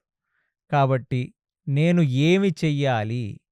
మేమేం చెయ్యాలి? పిల్లల్ని కన్నది మీ కొడుకు చేత చంపుకోవడానికి అయిపోయింది, ఇలాంటి రాజా ఉండాల్సింది అని దేశంలో ఉన్న ప్రజలందరూ రాజుగారిని కోరితే, రాజుగారు పిలిచి అసమంజసుడిని సంజాయిషి అడిగితే అసమంజసుడు వాళ్ళందరినీ కలిపి సరయూ నది ఒడ్డుకి తీసుకొని వెళ్ళి ఒక్కసారి ములిగిన పిల్లల పేర్లు పిలిస్తే అందరూ పైకి గాలిలో తేలారు. వాళ్ళందరూ గాల్లో పైకి తేలుతుంటే అసమంజసుడు కూడా గాల్లో తేలాడు. అప్పుడు రాజుగారికి అర్థమైంది, ఇదేదో విచిత్రమైన పరిస్థితి. అంటే అప్పుడు చెప్పాడు, నాయనా, నేను త్రికాల జ్ఞానం తెలిసిన యోగిని. పూర్వం నా సాధన పూర్తిగా కంప్లీట్ చెయ్యలేక ఇక్ష్వాకు కులంలో పుట్టాను నేను రాజుగా. వీళ్ళందరూ కూడా వాళ్ళ పూర్వజన్మల్లో యోగి పుంగవులు, చివరాఖరి జన్మగా వాళ్ళు మనిషి దేహంలోకి రావాలి కాబట్టి వాళ్ళు వచ్చారని వాళ్ళని ముంచేశాను నేను. ప్రతి పిల్లవాడిని తీసుకెళ్ళి ముంచేయలేదు. అయినా సరే ఇది భాగవత ధర్మం, వర్ణాశ్రమ ధర్మం కాదు. ఎందుకంటే వర్ణాశ్రమ ధర్మంలో rules and regulations of the society follow అవ్వాలి. వాళ్ళ ఆత్మలేమిటి, వాళ్ళ ఆత్మ సాక్షాత్కారం జరిగిందా లోపల ముంచేసి నేనేమిటి, ఇట్లాంటి భాగవత ధర్మాలు వర్ణాశ్రమ ధర్మాల్లో ఉండవు. ఎందుకంటే ఆత్మధర్మాలు ఇవన్నీ. కాబట్టి మీకు నేను తప్పు చేశాను, పిల్లల్ని ముంచేశాను, అసలు నాకు కూడా రాజ్యం ఏలాలని లేదు, నేను యోగి పుంగవుణ్ణి, నేను సన్యాసం తీసుకొని వెళ్ళిపోదాం అనుకుంటున్నానని సగరుడు యొక్క కాళ్ల మీద పడితే సగరుడి అనుమతితో అసమంజసుడు సన్యాసం తీసుకొని వెళ్ళిపోయాడు. లౌకిక ధర్మంగా చూచిన రాజు ఎందుకు అలాంటి వాడిని బహిష్కరించవచ్చు? ఎందుకంటే చిన్న పిల్లలను చంపాడు కాబట్టి బహిష్కరించవచ్చు. రాముడు ఏం తప్పు చేశాడని నువ్వు బహిష్కరిస్తావు? పోనీ నీ లాజికే అప్లై చేద్దాం. రామచంద్రమూర్తి ఏం తప్పు చేశాడని నువ్వు బహిష్కరిస్తావు? అందులోనూ నీ పద్ధతి ఏమీ బాలేదు కైకేయి. ఇంతమంది వచ్చి ఇంతమందికి అధర్మం అనిపిస్తుంది, నీకు ధర్మం అనిపిస్తుంటే తప్పు నీలోనా మాలోనా అని సిద్ధార్థుడు తేల్చి చెప్పేశాడు. దానికి అసలు ఏ మాట మాట్లాడలేదు. కనీసం రాజుగారి యొక్క ప్రధానమంత్రి గారి చేత తిట్టించుకోవడం అనేది కొంచెం మంచిది. ఇప్పుడు ఆ దేశంలో ఉన్న పెద్ద మనుషులు తిట్టడం మొదలుపెట్టారు. అసలు సిద్ధార్థుడనే అతను పెద్ద మనిషే తప్ప ఆయన ఏ కక్షలోనూ లేనివాడు. అనటమే కాకుండా దశరథుడు వైపు తిరిగి కైకేయి పూర్తిగా రజోతమో గుణాలలో మారిపోయి తను ఏమి చేస్తుందో కూడా తనకు అర్థం కాని ఒక విచిత్రమైన పరిస్థితుల్లో ఉంది. అందుకునే పనికి మాలిన ఉపమానాలు సగం సగం తెలుసుకొని మనందరి సభలో మాట్లాడాల్సిన పరిస్థితి వస్తుంది. కైకని సీరియస్గా తీసుకోవలసిన అవసరం లేదని దశరథుడికి చెప్పాడు. ఇక కైకకి ఒక్క క్షణం బీపీ రేస్ అయింది. అసలు ఏం జరుగుతుంది ఇక్కడ? ఇవాళ పొద్దున్నే వచ్చిన రాముడికి ఏం చెప్పింది? నాయన, నిన్న రాత్రే మాట ఇచ్చేశాడు, ఇక్కడి నుంచి నువ్వు తొందరగా వెళ్ళిపోతే మంచిది అని పంపించేసింది. అలాంటిది రాముడు సీతను తెచ్చాడు. రామ సీత ఇద్దరు కలిసి లక్ష్మణుడిని తెచ్చారు. దశరథుడు పోయి ఊరినంతా తీసుకొచ్చాడు. బయటంతా జనాలేమో చూస్తున్నారు, లోపలేమో పెద్ద మనుషులందరూ నిగ్రహిస్తున్నారు. ఒక నిమిషం కైకకి భయం వేసింది. భయం వేసి దశరథుడి వైపు చూసి, అసలు ఏమిటిదంతా? నువ్వు నాకు ఏకాంతంలో ఇచ్చిన మాట, మొత్తం ప్రజలందరినీ, ఈ రాజ్యంలో ఉన్న పెద్ద మనుషులు, కాటికి 10 రోజుల్లో చనిపోయే ముసలోళ్ళందరినీ తీసుకొని వచ్చి ఇక్కడ కూర్చోబెట్టి ఎవడు పడితే వాడు ఎలా పడితే అలా నాతో మాట్లాడుతుంటే నువ్వు చూస్తూ కూర్చుంటావేమిటి అని దశరథుడిని నిలదీసింది. అంటే ఇదంతా డైలాగ్ డెలివరీ రామాయణం అంతా. అందుకే నేను ఏం జరిగిందో చెప్తున్నాను మీకు. ఇదంతా మహాభారతంలాగా పెద్ద స్టోరీ ఉండదు. ఇది రామాయణం అంతా వాళ్ళిద్దరి మధ్యన జరుగుతున్న డైలాగ్స్ అండ్ కాన్వర్సేషన్స్గా ఉంటుంది. అందుకనే రామాయణం అనేది ఒక కావ్యం. దశరథుడికి ఇప్పుడు బీపీ వచ్చింది. అంటే ఇంతమంది నా భార్యలు, 350 మంది భార్యలు నిన్ను పురుగు కంటే హీనంగా చూశారు. నా దగ్గర పనిచేస్తున్న ప్రధానమంత్రి నిన్ను ఛీ, నీ తల్లి లాంటి దానివి నువ్వు పాము లాంటి దానివి, దశరథుడు అనవసరంగా పాలుపోసి పెంచాడన్నాడు. బుద్ధిరాల. ఒక పెద్ద మనిషి లేచి అసలు ఇంకితం లేకుండా పనికిమాలిన ఉపమానాలు మాట్లాడుతున్నావు అన్నాడు. అయినా సరే నీకు ఎక్కడి నుంచి ధైర్యం వస్తుంది? ఇంతమంది సభలో మాట్లాడుతున్నావు, అందులోనూ ఒక ఖచ్చితమైన పాయింట్ చెప్పాడు. ఇంతమందికి అధర్మం అనిపించేది నీకు ధర్మం అనిపిస్తుంది అంటే తప్పు మాలోనా నీలోనా అని అడిగాడు. అలా ఉందా నీతో అని చెప్పి నేను చెప్తా నీకు అని ఇప్పుడు సుమంత్రుణ్ణి పిలిచి అంటున్నాడు. ఏ మాట ఇచ్చాను నేను? భరతుడికి పట్టాభిషేకం చేస్తానన్నా, రాముడికి 14 సంవత్సరాలు వనవాసం చేస్తానన్నా, చతురంగ దళాలందరినీ పిలవండి, కోశాగారాధికారులందరినీ పిలవండి, మన రాజ్యంలో ఉన్న సమస్తమైన సేవకులను, పరిచారకులను అందరినీ పిలవండి ఇక్కడికి. రాముడు వనవాసానికి రథం మీద వెళుతుంటే యావత్ చతురంగ దళాలు వెళ్ళిపోతాయి బయటికి. అంటే మిలిటరీ ఏనుగులు, పాదాల మీద యుద్ధం చేసేవాళ్ళు, మిలిటరీ గన్స్, గుర్రాలు, రథాలు మొత్తం రాముడికి కుడి ఎడమై వెళ్ళిపోతాయి. కొన్ని వందల ఏనుగుల మీద, వందల గుర్రాల మీద, రథాల మీద మర్కత మణులు, మాణిక్యాలు, వజ్ర వైడూర్యాలు, మొత్తం బంగారము, వెండి లాంటి సంపద మొత్తం రాముడితో వెళ్ళండి. ఎంతమంది స్త్రీలు, చిలికెత్తులు, పరిచారకులు, సేవకులు ఉన్నారో వాళ్ళందరూ కూడా రాముడితో వెళ్ళండి. రాముడెక్కడుంటే అక్కడ మీరందరూ ఉండి నిత్యం రాముడుని ఎలా అయితే పట్టాభిషేకం చేసుకున్న రాముణ్ణి మీరందరూ సేవించుకుంటారో అలా వాళ్ళందరూ కూడా అరణ్యాలకు వెళ్ళి సేవించుకుంటారు. వాళ్ళందరూ వెళ్ళారు కాబట్టి ఇక్కడున్న పెద్ద మనుషులందరూ కూడా రాముడి వెనక వెళతారు. దాని వెనకాల నేను కూడా రాముడితో వెళ్ళిపోతాను, నా భార్యలందరూ కూడా రాముడితో వెళ్ళిపోతారు, నీకు దిక్కునోడికి చెప్పుకో కైకేయి అన్నాడు దశరథుడు. అంతే, కైకేయికి ఫ్యూజులు ఎగిరిపోయినాయి. ఒక్కసారి ఏమిటిది, మొత్తం చతురంగ దళాలు, మొత్తం కోశాగారం మొత్తం వెళుతుందా బయటికి? దశరథ, నువ్వు నాకిచ్చిన మాట అయోధ్యకి భరతుణ్ణి రాజుని చేస్తానని, అంటే నువ్వు భరతుడిని రాజుని చేస్తానంటే దేనికి చేస్తావు? గోడలకు చేస్తావా? ఆకాశానికి చేస్తావా? భూమికి చేస్తావా? ఇక్కడున్న మనుషులకు చేస్తావు, ఇక్కడున్న చతురంగ దళాలకు చేస్తావు, ఇక్కడున్న కోశాగారానికి చేస్తావు, ఇక్కడున్న సేవకులందరికీ కూడా ప్రభువుగా ఉంటాడు భరతుడు. ఏం తెలివిని ఒక్కడికే ఉందనుకుంటున్నావా? మళ్ళా చిక్కుముడి వేశారు. మళ్ళీ చిక్కుముడి వేసింది. ఏ తెలివిని ఒక్కడికే ఉందనుకుంటున్నావా? భరతుడి గట నువ్వు పట్టాభిషేకం చేస్తావంట, రాముడితో పాటు మొత్తం అందరూ బయటికి వెళ్ళిపోతారంట. ఏమన్నా తింగరదాన్ని అనుకుంటున్నావా? నేను వయసులో చిన్నదాన్ని అయి ఉండొచ్చు, కైకేయ రాజ్యం నుంచి వచ్చాను, నీకంటే ఎత్తుకు పై ఎత్తులు తెలుసు నాకంది. కైకేయి నిజంగానే ఇంత క్రూరమైన మనస్తత్వం కలిగిన మనిషి అండి? కైకేయి నిజంగానే ఇంత క్రూరమైన మనస్తత్వం కలిగిందా అంటే, ఈ కాన్వర్జేషన్ ఏంటుంటే అయోధ్య కాండలో అన్ని సర్గాలు చూస్తుంటే మరి అలాగనే అనిపిస్తుంది కదా మనకి. కానీ మీరు ఒకసారి ముందుకు వెళ్ళి చూడండి. మంతర వచ్చి రామచంద్రమూర్తికి రేపు పట్టాభిషేకం అనగానే మెడలో ఉన్న ఒక హారాన్ని తీసి మంతరు వైపుకి ఇసిరేసి, ఇది చాలా పెద్ద సంబరం లాంటిది అని ఆనందపడ్డది. భరతుడు ఒకటి, రాముడు ఒకటి కాదు, నన్నెప్పుడు రాముడు కన్న తల్లిలాగానే చూశాడు, లేదా కన్న తల్లి కంటే ఎక్కువ చూశాడు నన్ను, కాబట్టి నాకు రాముడు ఒక కొడుకు లాంటి వాడే. కొడుకు లాంటి వాడే ఏంటి, నాకే కొడుకు రాముడు. భరతుడు ఎలాగో నాకు రాముడు కూడా అలానే అన్న వ్యక్తి ఇవాళ ఇంతమంది అసహించుకుంటుంటే ఇంకా నిలబడి తను చేసింది రైటు, ధర్మమని సంజాయిషి చెప్పటమే కాకుండా ఎటువంటి సిగ్గు లేకుండా సభలో మాట్లాడుతుంది, దశరథుడిని ఇంకా నిగ్రహించే ప్రయత్నం చేస్తుంది. అంటే దానిని మీరు అర్థం చేసుకోవాల్సింది, కైకేయి నిజంగా అంత చెడ్డ వ్యక్తి కాదు. అంటే అట్లీస్ట్ ఇంత చెడ్డ వ్యక్తి కాదు, ఇక్కడ ఈ సన్నివేశంలో జరుగుతున్నంత చెడ్డ వ్యక్తి కైకేయి కాదు. రాముడు అరణ్యవాసానికి వెళ్ళిపోతేనే ఈ దుష్ట శిక్షణ, శిష్ట రక్షణ రెండూ జరుగుతాయి.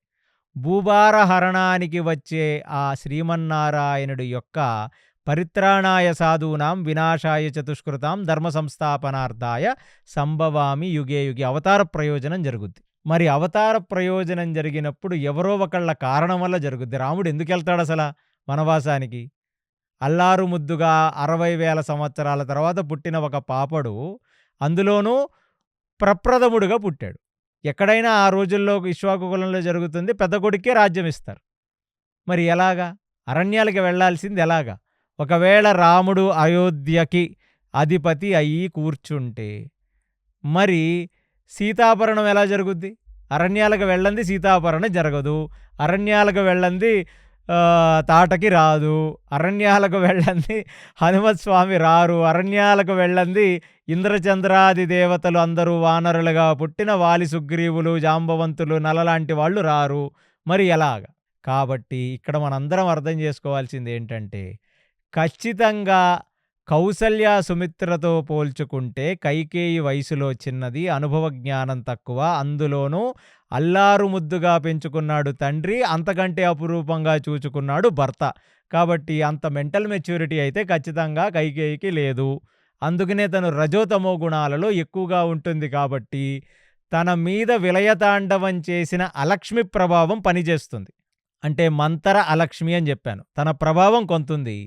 మిగతా ఇంత ధైర్యంగా తను నిలబడే శక్తి అంతా దేవతలు ఆమె యందు పూని అలా బిహేవ్ చేసేలా చేస్తున్నారనేది మహాభారత తాత్పర్య నిర్ణయమునందు మధ్వాచార్యులు వారు చెప్తుంది. అంటే తను చిన్నపిల్ల మనస్తత్వమే, అందుకనే అలక్ష్మి వచ్చి ప్రేరేపిస్తే ప్రేరేపింపబడింది. దేవతలు నిగ్రహిస్తే ఇంకా నిగ్రహంగా ఉండి చాలా మేకపోతు గాంభీర్యం చూపిస్తుంది. కాబట్టి కైకేయిని ఈ సన్నివేశంలో చూస్తే మాత్రం ఖచ్చితంగా విలనే. కానీ దేవతలు పూని ఆమె చేత ఇలాంటి అంతమంది కలిసి ఒక్కసారి ఎవరినైనా నిగ్రహిస్తేనండి సిగ్గుతో తలదించుకుంటారు, లేదా ముఖం చాటేసి పారిపోతారు అంతఃపురంలోకి. అయినా నిగ్రహిస్తుంది అక్కడ నిలబడి. ఇక దశరథుడికి పిచ్చొచ్చింది. అసలు ఏం లాజిక్ ఇది? భరతుడికి పట్టాభిషేకం చేయటం అంటే కౌసల రాజ్యం యొక్క వైభోగానికి పట్టాభిషేకం చేయటం, అంతేగాని చెట్లకి, పుట్టలకి, గదులకు, మేడలకి, స్తంభాలకు కాదు. కాబట్టి పిచ్చి పిచ్చిగా ఉందా? అసలు రాముడి వెంట చతురంగ దళాలు ఇంతమంది వెళ్ళటానికి వీల్లేదు. ఏమన్నా పిచ్చిదాన్ని అనుకుంటున్నావా అని అంటే, ఇక దశరథుడు ఈ దెబ్బతో ఇక కైకేయి ముఖం చూడ్డాము బహుశా ఆమె ఇచ్చిన ట్రీట్మెంట్కి. ఇంకక్కడ ఉన్నవాళ్ళందరూ కూడా అసలు ముక్కు మీద వేలేసుకున్నారు. అంటే ఫస్ట్ దశరథుడి యొక్క భార్యలు అసహ్యంగా చూస్తేనే సగం మారిపోవాలి. దశరథుడి దగ్గర పనిచేస్తున్న వాళ్ళు కూడా తిడుతున్నారు, అయినా సరే నిలబడుంది. ఎంత ఆత్మస్థైర్యం! ఎంత ఆత్మస్థైర్యం! కొందరికి ఉంటుంది అలాంటి బాగా నిగ్రహంగా ఉండే శక్తి. దశరథుడు రామచంద్రమూర్తి దగ్గరకు వచ్చేసి, రామా, నేను చెయ్యరాని తప్పు చేశాను. నేను నిజంగా కైకేయి నన్ను మోసం చేసింది. ఇక రామచంద్రమూర్తి చేతులు పట్టుకొని రాముడిని ప్రార్థిస్తూ దగ్గర ఉన్న వాళ్ళందరికీ చెప్తున్నాడు, నిన్న రాత్రి నేను చాలా ఆనందంగా వస్తే శోకగృహంలో అలిగి నాకు వరాలు కావాలని కోరి అసలు నా చేత వాగ్దానం చేయించి నేను ఊహించని వరాలు అడిగింది. కాబట్టి ఖచ్చితంగా కైక చేసింది ధర్మం కాదు. పెద్దలారా, రామ, నాకు ఏమీ అర్థం కావట్లేదు. ఈమెను నిగ్రహించడం నాకు అర్థం కావట్లా. నువ్వు వెళ్ళిపోతావనే ఒక వార్త నా చెవుల వెంట వినబడుతుంటేనే నేను మనిషిని కాలేపోతున్నాను. కాబట్టి రామ, నువ్వు ఒక పని చెయ్యి. అసలు ఫస్ట్ ఆఫ్ ఆల్ నేను చేస్తుంది అధర్మం. ఎందుకంటే యావత్ రాజ్య ప్రజలందరూ ఏమనుకుంటున్నారు? రాముడే పట్టాభిషేక మహోత్సవంలో ఉండాలి, రాముడికే పట్టాభిషేకం జరగాలని అనుకుంటున్నారు. అంటే జనుల యొక్క విశ్వాసం, జనుల యొక్క ఆలోచన నిన్ను రాజుగా చూడాలని. నేనెవరిని? జనాలకు తగ్గట్టుగా ఏలే ప్రభువుని నేను, అంతేగాని నేను నియతని కాదు. అలాంటిది నేను కొంచెం ప్రేమ ఎక్కువ చూపించాను కాబట్టి నన్ను వశపరుచుకొని ఇలాంటి అధార్మికమైన కోరికలు కోరింది. ఇది అధర్మం. ఏ తప్పు చేయని కొడుకుని వనవాసాలకు పంపించడమే అధర్మం. కాబట్టి నువ్వు ఒక పని చెయ్యి. నేను ముసలివాణ్ణి, నా మీదకు యుద్ధానికి రా. నేను నిజంగా చతురంగ దళాలతో నిలిచినా నువ్వు ఖచ్చితంగా నన్ను ఓడించగలవు. నీకు ఆ శక్తి ఉంది. శివధనస్సు విరిచిన వాడివి రామా నువ్వు. తాటక సంహారం చేసిన వాడివి, మారీచ సుబావుల్ని నిగ్రహించిన వాడివి. నేను దండకారణ్యంలోకి ఎప్పుడో వెళ్ళాను ఇంద్రుడు పిలిస్తే. అప్పుడు ఆ రాక్షసులను చూచే నిర్ఘాంతపోయాను. ఇలాంటి రాక్షసులా బ్రతుకుతుంది దండకారణ్యంలో అని. అలాంటి దండకారణ్యంలో బాలుడుగా వెళ్ళి అందరినీ చంపొచ్చిన వాడివి నువ్వు. చంపేయి, నన్ను చంపేయి, ఏమీ పర్వాలేదు. లోక కళ్యాణార్థం తండ్రిని చంపచ్చు. నన్ను చంపి రాజ్యాన్ని నువ్వు తీసుకొని నువ్వు ఏల్తే ప్రజలకు న్యాయం చేసిన వాడినవుతాను రామచంద్ర. నేను నా క్షత్రియ ధర్మాన్ని కూడా ఇక్కడ తప్పుతున్నాను. ప్రజల యొక్క మనోభావనను నేను హర్టు చెయ్యలేను. అది క్షత్రియ ధర్మం కాదు. యావద్ అయోధ్య కోరుకుంటుంది నువ్వు చక్రవర్తివై సింహాసనం మీద కూర్చోవాలని. కాబట్టి కమాన్ రా, ఆ ధనస్సుని తీసి నన్ను చంపి రాజ్యాన్ని ఏలు అని రామచంద్రమూర్తిని దశరథుడు చేతులు పట్టుకొని అడుగుతున్నాడు. కైకకి ఎక్కడలేని టెన్షన్ వచ్చింది. అమ్మో, ఇది కొత్త లాజిక్కే ఇది. ఎందుకంటే క్షత్రియ వీరుడు రామచంద్రుడు, రాముడు యుద్ధం ప్రకటిస్తాడు, యుద్ధానికి వస్తాడు, దశరథుడిని చంపుతాడు. చంపితే రాజ్యం అప్పుడు రాముడిదే అవుద్దిగా. ఎక్కడ లేని టెన్షన్తో ఇప్పుడు బిత్తిరి చూపులు చూచుకుంటూ చేతులన్నీ నలుపుకుంటూ దీనికి ఏమంటాడు రాముడు అని ఒక టెన్షన్గా చూస్తుంటే రామచంద్రమూర్తి, నాన్నగారు, మీరు విపరీతమైన రాగంతో మీరు బాధపడుతున్నారు. నేను ముందే చెప్పాను, 60,000 సంవత్సరాలు బ్రతికిన మీకు 14 సంవత్సరాలు ఒక లెక్క. మీరు కళ్ళు మూసి తెరిచే లోపల వచ్చేస్తాయి కదా నాన్నగారు. కాబట్టి దయచేసి ఇంక దీన్ని పొడిగించకుండా మీరు కైకమ్మకిచ్చిన మాట అనుసారం నేను వెళ్ళిపోతాను 14 సంవత్సరాలు. మీరు కైక తండ్రికిచ్చిన మాట ప్రకారం భరతుడికి చెయ్యండి పట్టాభిషేకం. అనవసరంగా ఇంత బాధపడకూడదు. మీ మనోవేదన నాకు అర్థమైపోతుంది. లోపల నుంచే మీరు కంప్లీట్‌లీ కృంగిపోయారు. కాబట్టి తండ్రి గారు మిమ్మల్ని ఇంత బాధగా చూడటం నా వల్ల కావట్లేదు. దయచేసి ఇది మానుకోండి. 14 సంవత్సరాలు కళ్ళు మూసి తెరిచే లోపలొచ్చేస్తాయి. నేను మళ్ళీ వస్తాను, మళ్ళీ రాజ్యం ఏల్తాను. మీరేమీ అనుకోవద్దు. దయచేసి ఇక మాకు సెలవిప్పిస్తే మేము వెళ్ళిపోతామంటే అక్కడ కైక లేచి, ఇక చాలు చాలు పంచాయితీ చాలు. ఎళ్ళే రాముడికి ఎటువంటి బాధ లేదు. మీ అందరికీ వచ్చిందా బాధ? కాబట్టి దేరు నాయనా దేరు, ఇక బయలుదేరు నువ్వు తొందరగా. మీ తండ్రి ఇక కొంచెం సేపు వదిలితే ఇక్కడ పెద్ద పంచాయితీ పెడుతున్నాడు ఇక్కడ. మీరిక్కడి నుంచి బయలుదేరండి అంది. దశరథుడు వెనక్కి తిరిగి చూచి నిర్ఘాంతపోయాడు. అంటే ఎమోషన్స్‌తో సంబంధం లేదు కైకేయికి. తండ్రి నన్ను చంపరా నాయనా, నన్ను చంపి రాజ్యం ఏలమంటే రాముడేమో ధర్మం అని చెప్పి వెళ్ళిపోతానంటున్నాడు. కైక వైపు ఆగ్రహంగా చూచి, అసలు కైకని చూడకూడదనుకున్నవాడు ఇంకసలు ఇలాంటి వ్యక్తితోనా నేను కాపురం చేసింది, ఇలాంటి వ్యక్తినా నేను పెళ్లి చేసుకుందని చెప్పి అసహ్యంగా ఆమె వైపు చూస్తూ వచ్చి సింహాసనం మీద కుప్పకూలిపోయాడు. ఈ పరిస్థితుల్లో దశరథుడిని చూచి ఇప్పుడు వశిష్ఠుడు లేచాడు. బ్రహ్మజ్ఞానం ఉన్న వశిష్ఠుడు నార్మల్గా ఎప్పుడూ కూడా ఆయన ఈ సుమంత్రుడులాగనో సిద్ధార్థుడులాగనో అసలు టంగు స్లిప్ గాడాయన. ఆయనకి జరిగేదంతా తెలుసు. ఆయనకు భూత భవిష్యత్ వర్తమానములు తెలిసింది. ఆయన తిట్టాడంటే కైకేయిది తప్పని మనం ఒప్పుకోవచ్చు. బ్రహ్మజ్ఞానంతో ఉన్న ఆ వయోవృద్ధుడు ఆయన అప్పటికి వశిష్ఠుడు అలాంటి వాడు లేచి, ఛీ అసలు ఒక ఆడదానిగా పుట్టటము, నీలాంటి ఒక భార్యగా ఉండటం భార్యలకే కలంకం అన్నాడు. అంటే ఇక ఒక మాటలో, అంటే వాళ్ళంటే గ్రాంథికంగా మందలిస్తారు కాబట్టి పిచ్చి పిచ్చి మాటలు అన్నారు, కానీ ఇంతకంటే దౌర్భాగ్యపు పనికి మాలిన స్త్రీ భూమి మీద ఉంటుందా అనేసాడు ఆయన. అనేసి ఏమిటి మాట్లాడితే భరతుణ్ణి పట్టాభిషేకం అంటావు? నేను చెప్తున్నాను విను కైకేయ, ఒక్కనాటికి భరతుడు ఈ రాజ్యాన్ని తీసుకోడు. అంటే బ్రహ్మజ్ఞానం తెలిసినవాడు, ఆ బ్రహ్మముని అందరిలోనూ చూడగలిగినవాడు, ఆయన నోటి వెంట వచ్చేది ఇప్పుడు సత్యం అవుతుంది. మిగతా వాళ్ళు కొంచెం ఎమోషనల్గా మాట్లాడుండొచ్చు. ఒక్కనాటికి భరతుడు రాజ్యాన్ని స్వీకరించాడు. తిరిగొచ్చిన భరతుడికి అసలు ఈ విషయం తెలిస్తే నిన్ను అసహ్యించుకుంటాడు. నీకు కొడుకు దూరం అవుతాడు, రాముడు దూరం అవుతారు, నువ్వు అడిగిన కోరికలు నెరవేరవు. భరతుడు ఈ రాజ్యాన్ని ఏలడు కాక ఏలడు. తల్లిగా నువ్వు దూరం అయిపోయినట్టే భరతుడిని.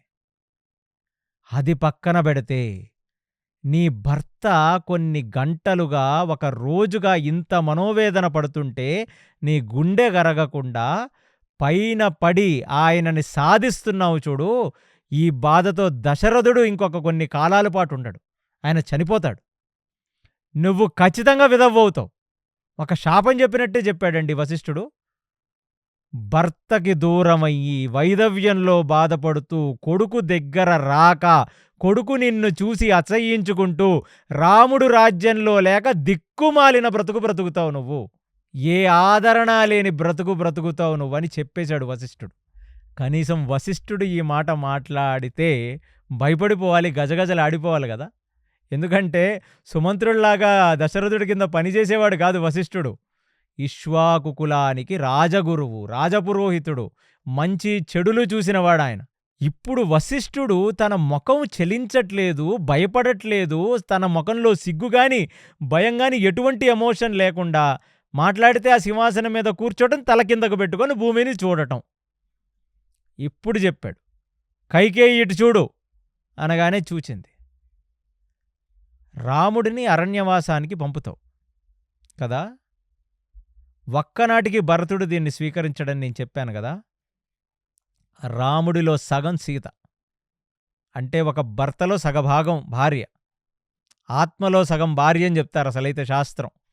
వాళ్ళు అన్యోన్యమైన దంపతులైతే, పుణ్యదంపతులైతే, నేను సీతను సింహాసనం మీద కూర్చోబెట్టి సీతకు పట్టాభిషేకం చేసి సీతని మహారాణిని చేసి కోశల నగరంలో, ఈ ఇక్ష్వాకు కులంలో మొట్టమొదటి స్త్రీకి నేను చక్రవర్తి సార్వభౌమత్వం ఇస్తాను, నేను నీ దిక్కునోడికి చెప్పుకోమన్నాడు వశిష్ఠుడు. అసలు ఈ డైలాగ్ చెప్పినప్పుడు ఆయన వచ్చి వశిష్ఠుడు కాళ్ళ మీద పడిపోవాలి. కైక కాళ్ళ మీద పడటం కాదు కదా, అసలు ఎటువంటి చలనం లేకుండా వశిష్ఠుడిని చూస్తూ నిలబడిపోయిందామంతే. అంటే అక్కడ అర్థం చేసుకోవాలి, వశిష్ఠుడి లాంటి వాడి నోట వాక్కు వస్తే అది నిజం జరగటమే కాదు, వశిష్ఠుడు శపిస్తే అప్పటికప్పుడు చచ్చిపోద్ది కైక. అయినా సరే నిలబడిందంటే అప్పుడు వశిష్ఠుడు తేల్చాడు, ఇది ఈమె వల్ల జరుగుతుంది కాదు, లోపల దేవతలు ఈమెని పూని గట్టిగా అలా నిలబడేటట్టు చేసేశారు ఆమెని. ఇక వశిష్ఠుడు ఈ మాట మాట్లాడిన తర్వాత కూడా కైక చలించలేదనే సంగతి గమనించిన దశరథుడు చిచ్చి ఎంత తప్పు చేశాను, పిల్లలు పుట్టలేదని చెప్పి ఏరు కోరి ఎల్లి కైకేయ రాజు ఓ రకంగా చెప్తున్నా, నేను ఈ మనిషిని ఆడదానిలాగా పెంచలేదు, నేను ఆడపులిలాగా పెంచాను, ఒక మగవాడిలాగా పెరిగింది, 7 అన్నల తర్వాత వచ్చిన ముద్దెలు చెల్లెలు చాలా గారాబంగా పెంచామనంటే అప్పుడన్నా నేను అర్థం చేసుకోలేదు. ఛీ, ఈ కులాన్ని నాశనం చేయడానికి పుట్టినదానా, ఇంతమంది ఉసురు పోసుకుంటున్నావు నువ్వు. యావత్ కౌశల రాజ్యం బయట ఏడుస్తుంది. మనకు జరుగుతుందల్లా 4 గోడల మధ్యన జరుగుతున్న, పెద్దవాళ్ల మధ్యన జరుగుతున్న పంచాయితీ బయట శోకసంద్రంలో తేలింది అని చెప్పి బయటికి వెళ్ళి ఒక్కసారి ఆయన కర్టెన్ తీసి చూస్తే యావత్ కౌశల నగరం ఆ రోజు కైకేయి రాజ అంతఃపురం ముందుంది. అందరూ వాళ్ళ పనులు మానేసుకున్నారు. అందరూ కూడా అసల రామచంద్రమూర్తి ఏ నిర్ణయం తీసుకుంటాడు, దశరథుడు ఏ నిర్ణయం తీసుకుంటాడని ఆత్రంగా ఎదురుచూస్తున్నారు, ఏదో ఒక సస్పెన్స్గా. అలాంటి పరిస్థితులలో దశరథుడు ఒక మాట క్లియర్గా చెప్పేశాడు, ఈ లోకంలో గాని, పైలోకాలలో గాని, కింద లోకాల్లో గాని ఒక్కనాటికి నువ్వు నా భార్యవవ్వవు, నువ్వు నా భార్యగా ఉండే అర్హత కోల్పోయావు. ఇవాళ నుంచి నేను నిన్ను త్యజిచ్చేస్తున్నాను, నీ అంతఃపురంలో అడుగు పెట్టను, నీకు సేవలు చేస్తున్న వాళ్లకి నేను ప్రభువుని కాదు, నీకు తిండి పెడుతున్న వాళ్లకు నేను ప్రభువుని కాదు. ఇలాగ ఒంటరిగా ఈ అంతఃపురంలో దయ్యంలాగా మిగిలిపోతావు నువ్వు. నేను చెయ్యరాని తప్పు నా చేత చేయించేస్తున్నావు. ఇక్ష్వాకు కులంలో ఎప్పుడూ కూడా ప్రజలకు ఆమోదనీయమైనదే రాజు నిర్ణయం తీసుకున్నాడు. అలాంటిది నేనొక రాజుగా నీ వల్ల కంప్లీట్లీ ఫెయిల్. ఇక నేను నిన్ను చూడనుగాక చూడను, నా దృష్టి నా స్పర్శ నిన్ను తగలవు, నీది నన్ను తగలకూడదు, నువ్వు నన్ను కలవటానికి నేను ఎక్కడున్నా నా దగ్గరికి రాకూడదు. ఇక ఇంకొకటి గుర్తుంచుకో, ఒకవేళ భరతుడు వచ్చిన తర్వాత నువ్వు చెప్పిన మాటలు విని నేను చక్రవర్తి సార్వభౌమత్వంలో కౌసల సామ్రాజ్యాన్ని ఏలుతూ నేను పట్టాభిషిక్తుణ్ణై నేను రాజసింహాసనం మీద రాజదండనం పట్టుకొని కూర్చుంటానని గాని భరతుడు పలికి ఆ పనికి సిద్ధమైతే నా అంత్యేష్టి కాదు, నా కడసరి చూపు కూడా భరతుడు చూడటానికి వీల్లేదు, నాకు తలకొరువు పెట్టడానికి వీల్లేదు భరతుడు అని ఖచ్చితంగా చెప్పేశాడు. చెప్పేయగానే ఇక అక్కడ జరుగుతున్న ఇంత ఒక ఆవేశపూరితమైన దశరథుణ్ణి పక్కన 350 మంది స్త్రీల రోదనని, ఉన్న పెద్దవాళ్ల కళ్ళల్లోంచి నీళ్లు కారుతుంటే, సుమంత్రుడు కళ్ళల్లోంచి నీరు కారుతుంటే వశిష్ఠుడు రాముడు వైపుకు చూచి రాముడిలో ఉన్న చతుర్భుజ నారాయణుణ్ణి చూచి వశిష్ఠుడు మనసులో అనుకున్నాడు, ఇది ఖచ్చితంగా ఎప్పుడూ జరగని ఒక విచిత్రం జరుగుతుందంటే ఇది రాముడి యొక్క అనుమతి, ఆ నారాయణుడి యొక్క అనుమతితో జరుగుతుంది. దుష్ట శిక్షణార్థం రాముడు ఖచ్చితంగా వెళతాడని వశిష్ఠుడు రామచంద్ర వైపుకు చూస్తుంటే రామచంద్రమూర్తి వచ్చి దశరథుడి కాళ్ళని స్పృశించి దశరథుడు కాళ్లకు దండం పెట్టి దశరథుడికి 3 ప్రదక్షిణలు చేసి అటు నుంచి కౌసల్య దగ్గరికి వెళ్ళి కౌసల్య కాళ్లకు దండం పెట్టి సీతాదేవితో సమేతంగా కౌసల్యకు ప్రదక్షిణం చేసి సుమిత్రకు ప్రదక్షిణం చేసి వెళ్ళి కైకేయి ముందు నిలబడి కైకేయి యొక్క కాళ్ళు పట్టుకొని కైకేయిని ఆశీర్వదించమని అడిగి రామచంద్రమూర్తి అక్కడ నుంచి వెనక్కి తిరిగి చూడకుండా రాముడు వెళ్ళిపోతుంటే అసలు దశరథుడు ఆ సన్నివేశాన్ని చూడలేనివాడై తట్టుకోలేనివాడై ఏడ్చేస్తుంటే వలవల సుమిత్ర వచ్చి లక్ష్మణుణ్ణి పిలిచడిగింది, నాయనా లక్ష్మణ, ఇవాళ నుంచి నీకు తండ్రి రామచంద్రమూర్తి, నీకు తల్లి సీతామాత. నువ్వు నిద్రపోతావో లేదో, చూచుకుంటావో లేదో, అనుక్షణం రామచంద్రమూర్తిని, సీతని అనుగమిస్తూ వాళ్ళని కంటికి రెప్పలా కాపాడుకుంటూ నువ్వు ఆ భగవత్ కైంకర్యంగా భావించి దీన్ని చేయవలసినది. ఇది నా ఆదేశమని చెప్పింది సుమిత్ర. చెప్పడంతో సుమిత్ర దగ్గరికి వెళ్ళి కాళ్లకు దండం పెట్టి సుమిత్రకు ప్రదక్షిణ చేసిన లక్ష్మణుడు అక్కడ నుంచి దశరథుడికి ప్రదక్షిణ చేసి రాముడు సీత నడుచుకుంటూ బయటికి వెళ్ళిపోతుంటే లక్ష్మణుడు వాళ్ళని అనుగమిస్తే, లక్ష్మణ సీత రామ అని అరుచుకుంటూ తొందరగా వెళ్ళు, రాముడు బయటికి వెళ్ళిపోతున్నాడు రా, రథాన్ని తీసుకొని వెళ్ళు, రాముడు నడుచుకుంటూ వెళ్ళిపోతున్నాడు, నువ్వు దయచేసి రాముడు వెంట వెళ్ళు అని సుమంత్రుణ్ణి అరిస్తే సుమంత్రుడు అక్కడి నుంచి ఆగమేఘాల మీద పరిగెత్తుకుంటూ రామచంద్రమూర్తిని అనుగమిస్తూ వెళ్ళి ఆ రథాన్ని తీసి సంసిద్ధం చేసి రాముడు నడకదారిన వెళ్ళిపోతుంటే, రామచంద్ర నిన్ను తీసుకు వెళ్ళటం అనేది రాజాజ్ఞ, కాబట్టి దయచేసి వచ్చి మీరు ఈ రథంలో కూర్చోవలసినది అని చెప్పి రాముణ్ణి కూర్చోబెడితే అక్కడ ఉన్న జనాలెవరూ కూడా రథాన్ని ముందుకు వెళ్ళనివ్వకుండా అందరూ రథాల ముందు పడుకుంటే ఆ రామచంద్రమూర్తి చెప్పాడు, మీరందరికీ నా మీద గౌరవం ఉంటే పితృవాక్య పరిపాలనానుసారం ఆ దశరథుడి యొక్క మాట నిలబెట్టడానికి, ఇక్ష్వాకుకుల పూర్వీకుల యొక్క వైభవం నిలబెట్టడానికి 14 సంవత్సరాలు నేను అరణ్యానికి వెళ్ళి మళ్ళీ తిరిగి వస్తాను జనులారా, అనవసరంగా రాగద్వేషాలకు లోనవ్వకుండా. ప్రభువు మానసిక గాయంతో బాధపడుతున్నాడు, నా తండ్రిని కంటికి రెప్పలాగా మీరందరూ చూచుకోవలసినది. ఇంతమంది పిల్లలు ఉండగా నేనిక్కడ ఉండవలసిన అవసరం ఏమిటి? ఎందుకంటే ఒక రాజు, ఒక చక్రవర్తి, ఒక తండ్రి తుల్యుడు, ఆయన కూడా మనకు ఒక తండ్రి లాంటివాడు. కాబట్టి మీరందరూ దశరథుడిని చూచుకోవలసినది, కౌసల్యని చూచుకోవలసినది, కైకేయిని చూచుకోవలసినది, సుమిత్రని చూచుకోవలసినది. కాబట్టి నా మీద గౌరవంతో మీరు అడ్డు తొలగమంటే ఆ రథాల ముందు పడుకున్న వాళ్ళందరూ లేచి నిలబడి రాముడికి కైజోడ్చి నమస్కరిస్తూ ఒక్కొక్కళ్ళు వలవలా ఏడ్చేస్తుంటే ఆ రోజు ఒక విచిత్రం జరిగింది. ఎప్పుడూ లేనిది సంధ్యా సమయమునందు రాముడు అరణ్యాలకు వెళ్ళిపోతున్నాడు, కౌసల నగరం నుంచి, అయోధ్య నుంచి. అక్కడ ఆ రోజు గుళ్ళల్లో దీపారాజన జరగల, గుళ్ళల్లో హారతులు జరగల, గుళ్ళల్లో స్వామివారికి నివేదన జరగల. ఏ బ్రాహ్మణ క్షత్రియ వైశ్య శూద్రులు కూడా ఆ రోజు రాత్రి సూర్యుడికి అర్ఘ్యం ఇవ్వాల, ఆ రోజు సాయంకాలం సూర్యుడికి అర్ఘ్యం ఇవ్వాల. ఏ బ్రాహ్మణోత్తముడు, క్షత్రియుడు, వైశ్యుడు, శూద్రుడు సంధ్యావందనాది క్రియలు చెయ్యల. ఆల్రెడీ ప్రసవ వేదనతో ఉన్న తల్లులు గర్భము వచ్చిన తర్వాత వాళ్ళందరూ డెలివరీ చేస్తే ఆ ఫస్ట్ కొడుకు యొక్క ఏడుపు విన్న తల్లి ఎంతగానో ఆనందపడుతుంది, నేను మాతృమూర్తినయ్యాను, నేనొక తల్లినయ్యానని. ఆ తల్లి అయిన ఆనందం ఆ తల్లికి ఆ రోజు అక్కడ మిగలలేదు.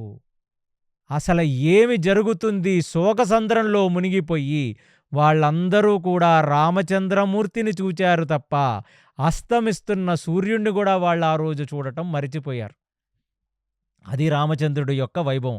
దీనికి మధ్వాచార్యులు చెప్తున్నారు, రాముడే నేరుగా ఉన్నప్పుడు సంధ్యావందనం చేయవలసిన అవసరం లేదు. రాముడు దృష్టి మాత్రం చేత రాముడిని సేవించటమే సంధ్యావందనం.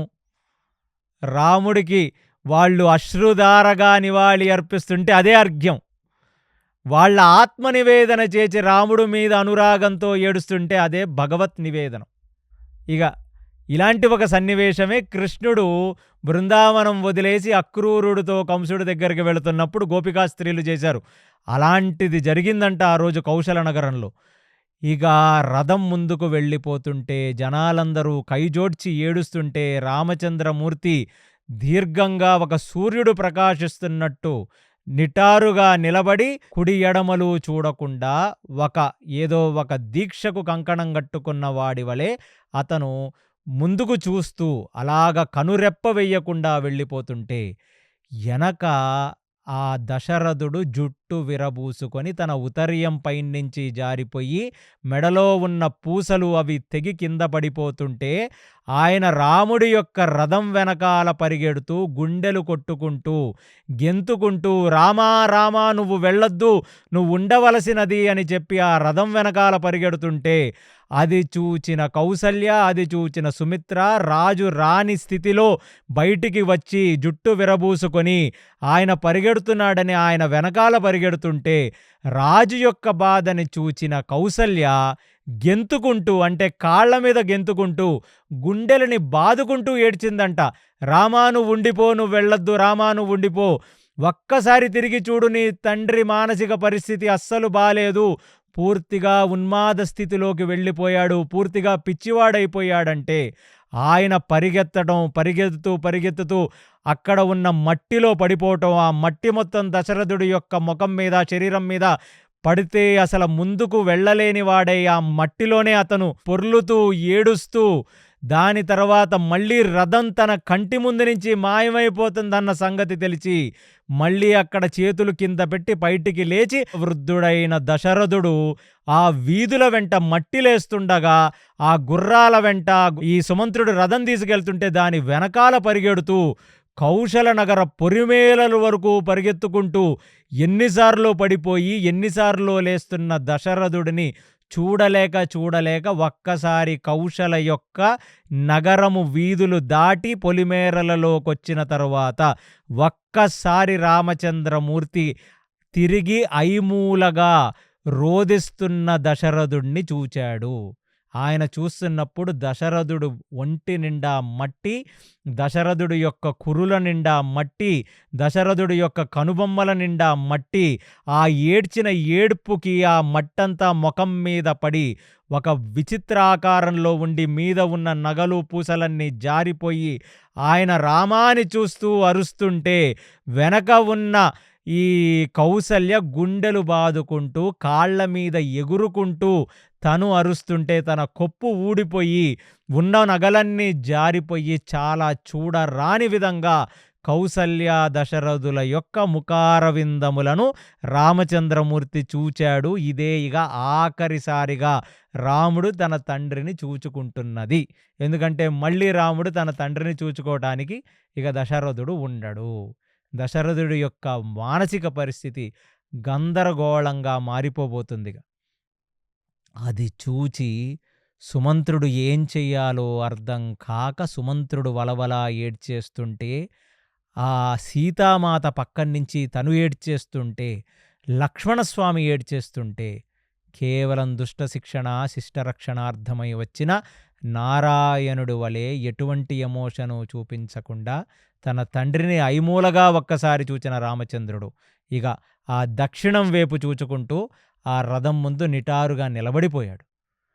ఇక రామచంద్రమూర్తిని చూచిన జనాలందరూ, దశరథుడిని, కౌసల్యని, సుమిత్రని ఈ పరిస్థితుల్లో చూచిన వాళ్ళందరూ పరుగులు ఆ రథాల వెనకాల పరిగెత్తుతూ వస్తున్నారంట వీళ్ళంతా. సుమంత్రుడు ఒక్క క్షణం రామచంద్రమూర్తికి చెప్పాడు, జనులందరూ మీ వెనకాలే పరిగెత్తుకొస్తున్నారండి వెనక నుంచి అని. రాముడు చెప్పాడు, నాకు అర్థమైంది, నేను చూచాను, నువ్వు రథం ముందుకు తీసుకువెళ్ళవలసినది అని ఆదేశించాడు. అక్కడలా గుండెలు బాదుకుంటూ ఒక్కసారి ఆ రథం దక్షిణం వైపుకు తిరగగానే ఇక దశరథుడికి ఆ రథం కనపడటం ఆగిపోయింది. ఆ దూరం నుంచి రామచంద్రమూర్తి విగ్రహం మాయమైపోయింది.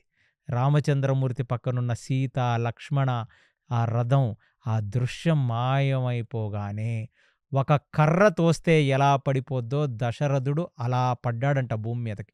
పడగానే ఒక్కసారి దుమ్ము పైకి లేచింది. అలా కుప్పగోలిపోయింది కౌసల్య. ఇక దగ్గర ఉన్న మంత్రులు వాళ్ళందరూ వచ్చి దశరథుడిని లేపి తీసుకొని వెళ్ళి కౌసల్య యొక్క మందిరంలో పడుకోబెడితే ఒంటి నిండా ధూళి దుమ్ముతో ఏడుస్తూ లేచిన రామచంద్రుడేడి, నా రామచంద్రుడేడని ఒక ఉన్మాద స్థితిలో వెళ్ళిన వాడై కర్టెన్లు పట్టుకొని అది పట్టుకొని ఏడుస్తూ ఎన్నిసార్లు కుప్పగూలాడో ఆ రోజు ఒక లెక్కలేదు. ఆ రోజు కౌసల్య చేతులు పట్టుకొని, నేను చెయ్యరాని తప్పు చేశాను కౌసల్య, నేను అనవసరంగా కైకేయికి వరం ఇచ్చాను, ఎంత బాధను అనుభవిస్తున్నానో, ఈ బాధ నేను అనుభవించలేను. నేను మళ్ళీ ఆ రాముడిని చూచిన ఈ కళ్ళతో నేను మళ్ళీ ఈ ప్రపంచాన్ని చూడాలని నేను అనుకోవట్లేదు, నాకు ఆ శక్తి కూడా లేదు, పూర్తిగా నీరసమైపోయాను కౌసల్య అని చెప్తుంటే, కౌసల్య కూడా చాలా మానసిక వేదనలకు లోనైన కౌసల్య ఇస్తే ఇచ్చారండి, భరతుడికి పట్టాభిషేకం అనేది ఇచ్చారు. ఆ రెండో కోరికగా రాముడు 14 సంవత్సరాల వనవాసం కాకుండా భరతుడికి సేవలు చేస్తూ, భరతుడికి ఊడిగం చేస్తూ మన రాజ్యంలోనే ఉంటాడని ఒక్క వరాన్ని మీరు మార్చి ఉండుంటే ఇవాళ రామచంద్రమూర్తి మన కళ్ళ ముందుండేవాళ్ళు. మీరు ఎంత నాకు ద్రోహం చేశారండి అని చెప్పి కౌసల్య కుప్పకూలి అక్కడ ఏడుస్తుంటే దశరథుడికి అది ఇంకా పెద్ద బాధైపోయింది. వచ్చి కౌసల్య యొక్క చేతులు పట్టుకొని, నేను ఆల్రెడీ చచ్చిపోయాను, నువ్వు మళ్ళీ నన్ను మాటలతో చంపొద్దు దయచేసి, నాకు ఏమీ అర్థం కాని ఒక ట్రాన్స్‌లోకి నన్ను తీసుకువెళ్ళి ఆ కైకేయి ఇంత దుర్మార్గపు పని చేసింది. నన్ను నేను అద్దంలో చూసుకోలేను, నన్ను నేనెప్పటికీ క్షమించలేనని చెప్పి దశరథుడు మూర్ఛపోతే, ఆ దశరథుడిని తీసుకొని వెళ్ళి పడుకోబెట్టి రాజవైద్యులు వైద్యం చేసి, అక్కడ కౌసల్యకు వైద్యం చేసి, సుమిత్రకు వైద్యం చేస్తుంటే, రామచంద్రమూర్తి యొక్క రథం అలా దూసుకు వెళ్ళిపోతుంటే సూర్యాస్తమయ సమయం దాటి ఆ తమసా నది తీరానికి వాళ్ళు చేరుకుంటే అక్కడ ఈ సుమంత్రుడు మొట్టమొదటిసారిగా రథం ఆపి, రామ ఇక అసుర సంధ్య మొదలయ్యింది, ఇక్కడి నుంచి రథం ముందుకు వెళ్ళలేదు, ఎందుకంటే దారి మార్గం కనపడదని అక్కడ ఆపితే, అక్కడ బయట దిగి ఆ రథం దిగిన రామచంద్రమూర్తి వెనక్కి తిరిగి చూస్తే మొత్తం కౌసల రాజ్యంలో ఉన్న మగవాళ్ళందరూ కూడా రామచంద్రమూర్తి వెనకాలే ఉన్నారు. ఎంటైర్ బ్రాహ్మణ వైశ్య క్షత్రియ శూద్రులందరూ కూడా మగవాళ్ళందరూ రామచంద్రమూర్తి వెనకాలే ఉన్నారు. వాళ్ళందరూ కౌసల నగర వీధులు దాటి అక్కడ పొలిమేరులు దాటి రాముడు రథం వెనకాల పరిగెత్తుకుంటూ వచ్చారు. అందరూ ఏడుస్తున్నారు. అక్కడ దిగితే రామచంద్రమూర్తికి చెప్పారు, రాజు పంపించచ్చు, రాణి పంపించచ్చు, నగరం వదులుకోవచ్చు, మేము వదులుకోం. మా భార్యలు మాకు చెప్పి పంపించారు, మీరు ఇంటికి వస్తే రాముడితో రండి, లేకపోతే తిండి కూడా పెట్టనని, కాబట్టి మేము వచ్చేసాం. అనగానే రాముడు, ఏమీ పర్వాలేదు, అంత బాధపడవలసిన అవసరం లేదు, 14 సంవత్సరాలు కళ్ళు మూచి కళ్ళు తెరిచే లోపల అయిపోతాయని చెప్పాను కదా నగర పౌరుల్లారా అంటే, మిమ్మల్ని మేము కనుమూసి కను తెరిచే వరకు కూడా చూడకుండా ఉండలేం, నిరంతరం మీ దర్శన భాగ్యం కలగాల్సిందే మాకు, కాబట్టి పదా రామచంద్ర మనం వెళదామంటే, సరే లేట్ అయిపోయింది, ఇవాళ రాత్రికి మనమందరం ఇక్కడ పడుకుందాం, మీరు కూడా పడుకోండి, నేను కూడా చాలా అలసిపోయాను, నేను పడుకుంటానని చెప్పి రాముడంటే, వాళ్ళందరూ కూడా ఆ రాత్రికి ఆ తమసా నది ఒడ్డున మొత్తం వెనక నడుచుకుంటూ వచ్చిన మగవాళ్ళు ఆ పురవాసులందరూ అక్కడ పడుకున్నారు. పడుకోగానే రాత్రి 12 దాటిన తర్వాత రామచంద్రమూర్తి నిద్రలేచాడు. సుమంత్రుణ్ణి నిద్రలేపాడు. నిద్రలేపి, మనం ఇప్పుడు ఇక్కడి నుంచి వెళ్ళకపోతే ఇక ఈ డ్రామా ఇక్కడితో ఎండ్ కాదు, ఈ జనాలు వెళ్ళేటట్టుగా లేరు, కాబట్టి నువ్వు ఒక పని చెయ్యి, నువ్వు రథాన్ని తీసుకొని అయోధ్య వైపుకి పోని, అయోధ్య వైపుకు పోనిస్తే ఆ రథము యొక్క మార్క్స్ చేత అయోధ్య వైపుకు వెళ్ళాడు రామచంద్రుడు, అయోధ్య వైపుకు వెళ్ళాడు సుమంత్రుడని, వీళ్ళందరూ మళ్ళీ అయోధ్య వైపుకు వెళ్తారు, నువ్వు అలా పోనీ నేను చెప్తానన్నాడు. ఒక నిమిషం సుమంత్రుడికి కూడా అనిపించింది, అమ్మో రాముడు మనసుగాని మార్చుకున్నాడా, మళ్ళీ మనం అయోధ్యకు వెళ్ళిపోతామా అని. అలాంటి పరిస్థితులలో రామచంద్రమూర్తిని తీసుకొని ఆ అయోధ్య వైపుకు వెళుతుంటే అప్పుడే ఆ మధ్యరాత్రి కూడా కొందరు నిద్రలేచారంట ఆ సౌండ్కి. ఎప్పుడైతే రామచంద్రమూర్తి ఇంక అయోధ్య వైపుకు వెళ్ళిపోతున్నాడో చూచారో వాళ్ళు కూడా ఆనందపడ్డారు, అమ్మయ్య రాముడు వెనకాల పరిగెత్తుకుంటూ రావటం మంచిదయ్యింది, కాబట్టి మనందరం కూడా ఇప్పుడు ఆ రామచంద్రమూర్తి వెనకాల వెళదామని కొందరింక ఏడ్చి అలిసిపోయి వాళ్ళు లెగలేక రేపొద్దున తెల్లారిన తర్వాత మనం అయోధ్యకు వెళదామని కొందరు ఉంటే, ఆ రథం చాలా ఫాస్ట్గా ధీటుగా అయోధ్య వైపుకు వెళ్ళిపోతుంటే ఎప్పుడైతే కొంచెం వెనక వస్తున్న జనాల సంఖ్య తక్కువయిందో, ఎందుకంటే ఆ చీకట్లో కనపడదో, ఆ టైంలో సుమంత్రుడికి చెప్పాడు, నువ్విప్పుడు ఈ దక్షిణ భాగాన తమసా నదిలోకి ఎంటర్ అయ్యి, తమసా నది అంత డీప్గా ఉండదన్నమాట, అంత లోతుగా ఉండదు, కాబట్టి అందులోంచి తమసా నదిని దాటించేయి అన్నాడు. అప్పుడు సుమంత్రుడికి అర్థమైంది, కేవలం జనాలను మోసం చెయ్యటానికి మాత్రమే అయోధ్య వైపుకు తిప్పాడని. ఆయన ఆ అర్ధరాత్రి వేళ తమసా నది లోపలికి ఆ రథాన్ని తీసుకొని వెళితే కాసేపు తమసా నది ప్రవాహం వెంటనే ఆ నది లోపలే రథం వెళుతూ ఆ నదిని దాటేసింది. అంటే ఒక డయాగ్నల్‌గా ఆ నదిని దాటింది. తమసా నది ఒడ్డు దాటిన రామచంద్రమూర్తి రథాన్ని మరుసటి రోజు సూర్యోదయానికి వేదశ్రుతి అనే ఒక నది దగ్గరకొచ్చింది. దాని తర్వాత ఆ వేదశ్రుతి నదిని కూడా దాటుతుంటే అక్కడయున్న యోగులు, మునులు, తపస్సులు అందరూ లేచి రామచంద్రమూర్తికి కైజోడ్చి కైదండం పెట్టారు, నమస్కరించారు. ఇక వేదశ్రుతిని దాటిన రామచంద్రమూర్తి మధ్యాహ్నానికి గోమతీ నదీ తీరానికి వచ్చాడు.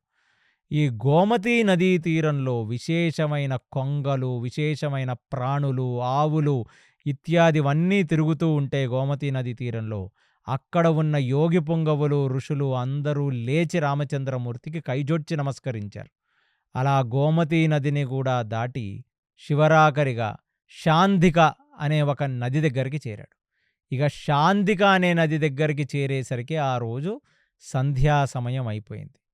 శాంధిక నదికి ఆయన నమస్కరించి ఆయన సూర్యుడికి శాంధిక నదిలోంచి అర్ఘ్యమిచ్చి దాని తర్వాత అక్కడ చేయవలసిన సంధ్యావందనాది కార్యక్రమాలన్నీ చేసి ఆ రాత్రికి ఆయన శాంధిక నది దగ్గర ఆయన నిద్రించబోతున్నాడనే ఒక విషయాన్ని చెప్పుకుంటూ ఇవాళ రాముడు కౌశల నగరాన్ని, కౌశల రాజ్యాన్ని కూడా పూర్తిగా వదిలేశాడు.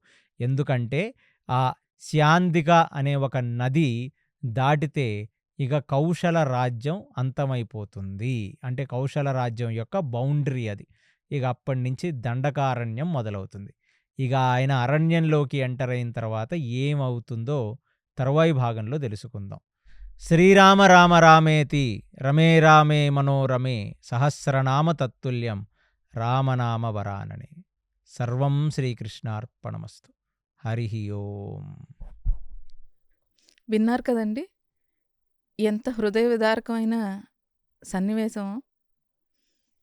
రామచంద్రమూర్తిని తల్లిదండ్రులే కాకుండా యావత్ పుర ప్రజలందరూ కూడా విడవలేక రామచంద్రమూర్తి వెంట వెళ్తున్నారు. అయినా కానీ రామచంద్రమూర్తి వారందరినీ విడిచిపెట్టి దండకారణ్యం వైపుకి ప్రయాణం సాగించడం మొదలుపెట్టారు. ఆ తర్వాత ఏం జరిగిందో వచ్చే భాగంలో తెలుసుకుందాం. అంతవరకు చూస్తూనే ఉండండి కేసీ టాక్స్ తెలుగు. హరే కృష్ణ.